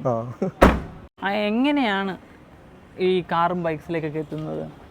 അത് ചെറുപ്പം മുതൽ അങ്ങനെയായിരുന്നു. എൻ്റെ father too cars and bikes, അങ്ങനെ ആ ഒരു ഇതിലായതാണ്. ആ ഒരു ഇതിൽ പിന്നെ ഇവിടെ എല്ലാവരും ഇപ്പോൾ ഞങ്ങളെല്ലാവരും വീട്ടിലെല്ലാവരും വണ്ടി ഓടിക്കും, നന്നായിട്ട് ഓടിക്കും, അങ്ങനെ ഇതെല്ലാം ഉണ്ട്. ഓക്കെ, അങ്ങനെ ഒരു സീനൊന്നുമില്ല. അപ്പം ഇതിനു മുന്നേ ഇപ്പോൾ എന്തൊക്കെ വേറെ ബൈക്സും കാര്യങ്ങളും ഏതൊക്കെയായിരുന്നു? അപ്രിൽ ഉണ്ടായിരുന്നത് എനിക്കറിയാം. അതെൻ്റെ രണ്ടാമത്തെ അപ്രിലായിരുന്നു. പിന്നെ എൻ്റെ കയ്യിൽ S1000 ഉണ്ടായിരുന്നു. പിന്നെ എൻ്റെ കയ്യിൽ ഒരു ടിറാനോ ഉണ്ടായിരുന്നു. അത് കുറേ ഓടിച്ചു. അത് എനിക്കൊന്ന് 1.5 ലക്ഷം കിലോമീറ്റർ ഓടിച്ചു. അത് കൊടുത്തിട്ട് പിന്നെ ഒരു ഡസ്റ്റർ 4-wheel ഡ്രൈവ് എടുത്തായിരുന്നു, അത് കൊടുത്തു. ഇപ്പം ഞാൻ ബേസിക്കലി യൂസ് ചെയ്യുന്ന ഇത് വരുമ്പോൾ യൂസ് ചെയ്യും. പിന്നെ മോസ്റ്റ്ലി യൂസ് ചെയ്യുന്ന മോണ്ടേരോ ആണ്. അത് സിംഗിൾ ഓൺഡ് വണ്ടിയാണ്. 2.5 lakhs കിലോമീറ്റർ ഓടിയിട്ടുണ്ട്. അതിനിപ്പോൾ പാർട്സ് കിട്ടുന്ന ഇത്തിരി പ്രശ്നമാണ്. കുറേ പാർട്സ് ഞാൻ ഇപ്പോൾ കഴിഞ്ഞ വർഷം ദുബായി പോയപ്പോൾ കൊണ്ടുവന്നായിരുന്നു. നമ്മൾ കുറേ സാധനങ്ങൾ മാറ്റി. പിന്നെ ഇതിൻ്റെ വേറെ ഇപ്പോൾ എന്ത് നമ്മൾ പറഞ്ഞാൽ, പിന്നെ ബ്രേക്സും സസ്പെൻഷൻ ഇപ്പോൾ ആദ്യം H&Rന്റെ ഷോക്കും സ്പ്രിങ് ഇട്ടായിരുന്നു, ലോവറിംഗ് സ്പ്രിങ് ഇട്ടായിരുന്നു. അത് കഴിഞ്ഞാൽ അത് മാറ്റിയിട്ട് ബിൽസ്റ്റീൻ്റെ B14 അഡ്ജസ്റ്റബിൾ ഇട്ടായിരുന്നു. ഓക്കെ, അതും സൂട്ട് ആവാത്ത. പിന്നെ പീസിലെ അവരുടെ H&R കപ്പ് കിറ്റ് ഇരിപ്പുണ്ടായിരുന്നു. അത് H&Rന്റെ ഏറ്റവും ട്രാക്ക് സ്പെക്ക് ഒരു സാധനമാണ്. ഇപ്പോൾ കപ്പ് കിറ്റിലാണ് കിടന്നു പറഞ്ഞത്, H&R കപ്പ് കിറ്റ്. അത് അധികം പൊക്കാൻ പറ്റില്ല, പക്ഷെ ഇനിയും താഴ്ത്താൻ പറ്റും. ഇഷ്ടംപോലെ താഴ്ത്താൻ പറ്റും. ഇതിപ്പോ ഇവിടുന്ന് വീട്ടിൽ നിന്ന് തന്നെ ഇറക്കാൻ പറ്റില്ല, ബുദ്ധിമുട്ടാണ്. എടുക്കുമ്പോൾ തന്നെ ഒരു മാഫിയ സ്പെക്ക് ആക്കണമെന്ന് ആഗ്രഹം ഉണ്ടായിരുന്നു. അല്ല, മൊത്തത്തിലൊരു ബ്ലാക്ക് എന്ന് പറഞ്ഞാൽ അധികം അട്രാക്ഷൻ വേണ്ട. ഭയങ്കര ഇഷ്ടപ്പെട്ട കളറും ബ്ലാക്ക് ആയിരുന്നു. ബ്ലാക്ക് തന്നെ അധികം പിന്നെ ലൗഡായിട്ട് വേണ്ട. പിന്നെ ഇതാകുമ്പോൾ ഇങ്ങനെ വലിയ പ്രശ്നമൊന്നും ഇല്ലല്ലോ, സ്കേർട്ടോ അങ്ങനെ ഇതൊന്നും ഇല്ലാത്തതുകൊണ്ട് ക്ലീൻ ആയിട്ട് ഇരുന്നോളൂ. പിന്നെ നോർമലായിട്ട് ഓടിച്ചു കഴിഞ്ഞാൽ വലിയ ശബ്ദമൊന്നും ഇല്ല. ഇന്റീരിയർ പ്രത്യേകിച്ചൊന്നും ചെയ്തിട്ടില്ല, ബേസിക്. പിന്നെ മൈലോടെക്കിന്റെ സാധനങ്ങൾ, കോസ്മെറ്റിക്കൽ സാധനങ്ങൾ അത്രേ ഉള്ളൂ. പിന്നെ ആ സമയത്ത് VRSന്റെ വന്നത് മറ്റേ 3 സ്പോക്ക് സ്റ്റിയറിംഗ് വീല്. ഇത് വേറെ ഒരു വണ്ടിക്ക് ആ സമയത്ത് ഇല്ലായിരുന്നല്ലോ, 3 സ്പോക്ക് സ്റ്റിയറിംഗ് വീല്. പിന്നെ ആംറസ്റ്റ് സമയത്ത് വന്നതാ.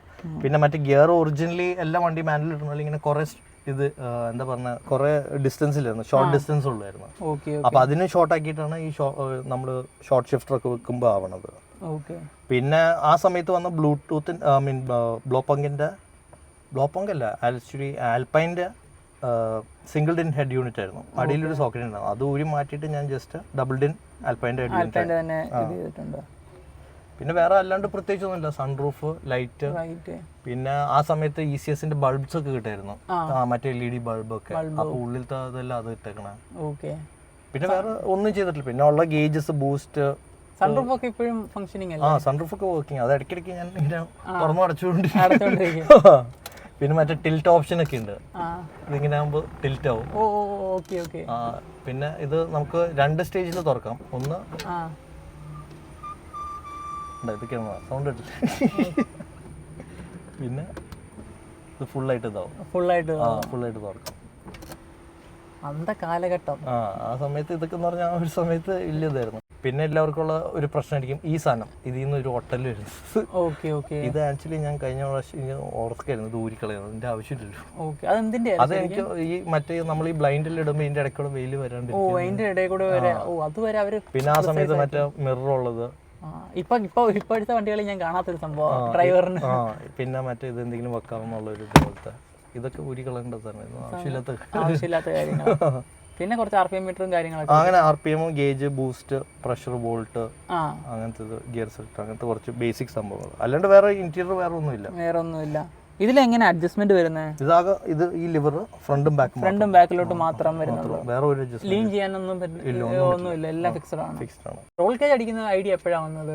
ഇല്ല, അത് ആദ്യമേ ഉണ്ടായിരുന്നു. അത് എവിടെ കൊണ്ട് ചെയ്യിക്കുന്നുള്ള ഒരു ക്വസ്റ്റ്യൻ ഉണ്ടായിരുന്നു. കാരണം അവിടെ എന്തായാലും ഇത്രയും ഇത് കസ്റ്റം ചെയ്തെടുക്കണമെങ്കിൽ കുറെ ടൈം എടുക്കും. ഫുള്ള് ഡിസ്മാൻഡിൽ ചെയ്ത് കൊടുക്കേണ്ടി വരും. ഡിസ്മാൻഡിൽ ചെയ്ത് മറ്റൊറ്റ സീറ്റാക്കി കൊണ്ടു കൊടുക്കും. ഓക്കെ.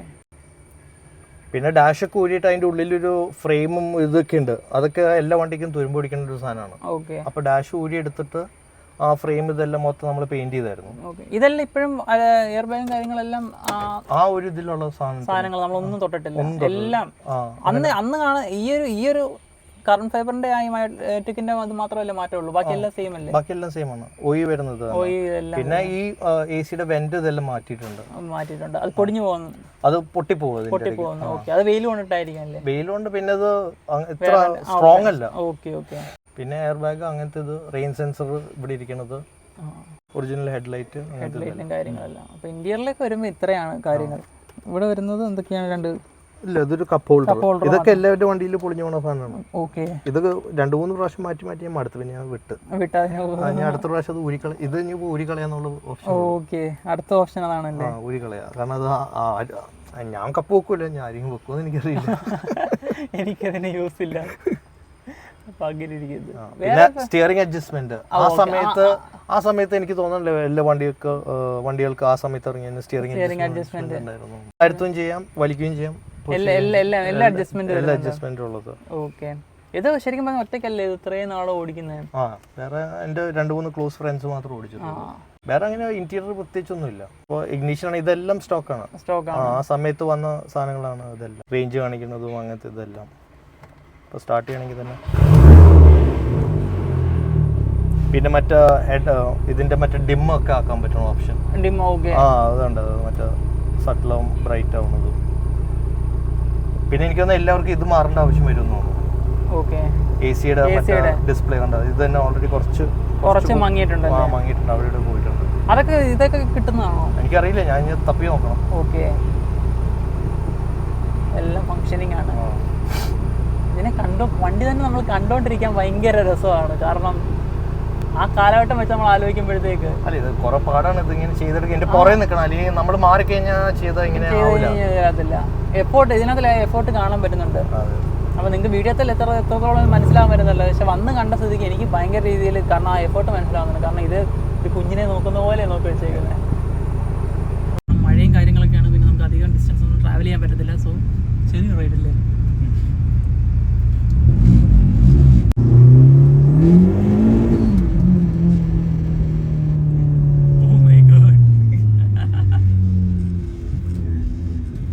സിറ്റിക്കകത്ത് ബുദ്ധിമുട്ടാണല്ലേ, ക്ലച്ച് താങ്ങി പിടിച്ചാൽ ഓടിക്കേണ്ട വരിക. അപ്പോൾ ലോങ് ഡ്രൈവ് സാധാരണ പോകുമ്പോഴത്തേക്ക് ബാംഗ്ലൂരൊക്കെയോ? കോയമ്പത്തൂർ ഫ്രണ്ട്സ് പോകാറുണ്ട്. അതൊന്നും കുഴപ്പമില്ല. നമ്മളൊന്ന് ഹൈവേ കയറി കഴിഞ്ഞാൽ കുഴപ്പമില്ല. ഹൈവേ കയറി കഴിഞ്ഞാൽ ഫുൾ സ്ട്രെച്ച് ആണോ? ഔട്ട്സൈഡ് കേരള ഇപ്പോൾ ടോപ്പ് എന്തോരം? ടോപ്പിൻ്റെ എന്തോരം? 240.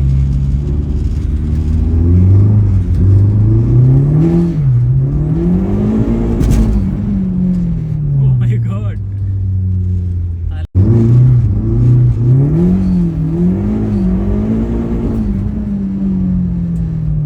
മഴയും കൂടെ ആണെങ്കിൽ നമുക്ക് അത്രയും നിൽക്കുന്നത്.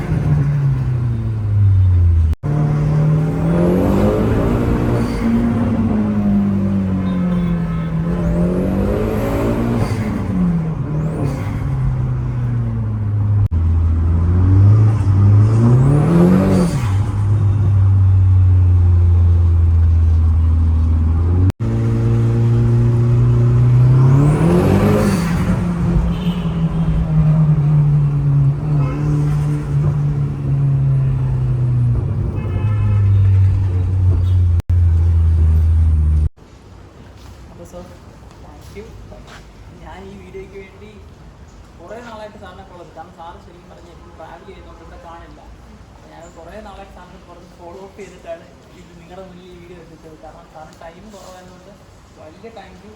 ഇത്രയും നിന്ന് എക്സ്പ്ലെയിൻ ചെയ്തതെന്ന് ഫുള്ള് ഓഡിയൻസ് എല്ലാം മനസ്സിലാക്കുന്നത് my side and audience side thank you. അപ്പം എനിക്ക് ഈ വീഡിയോ ഭയങ്കര ഇഷ്ടപ്പെടുന്നതായിരുന്നു. സാറിൻ്റെ ഇൻസ്റ്റാഗ്രാമും ഐ ഡി ഞാൻ താഴെ കൊടുക്കുന്നുണ്ട്. Go check it out guys. നിങ്ങളുടെ ഈ കേസ് ഞാൻ എത്രയും മുന്നേ കണ്ടുകഴിഞ്ഞാൽ തന്നെ അറിയാം. പിന്നെ ഒരുമിച്ച് ആളുകൾക്ക് എല്ലാവർക്കും അറിയാം ഞാൻ ഈ വീഡിയോയിൽ എന്നെയാണ് ശരിക്കും ഇൻട്രൊഡ്യൂസ് ചെയ്യേണ്ടത്. So once again thank U.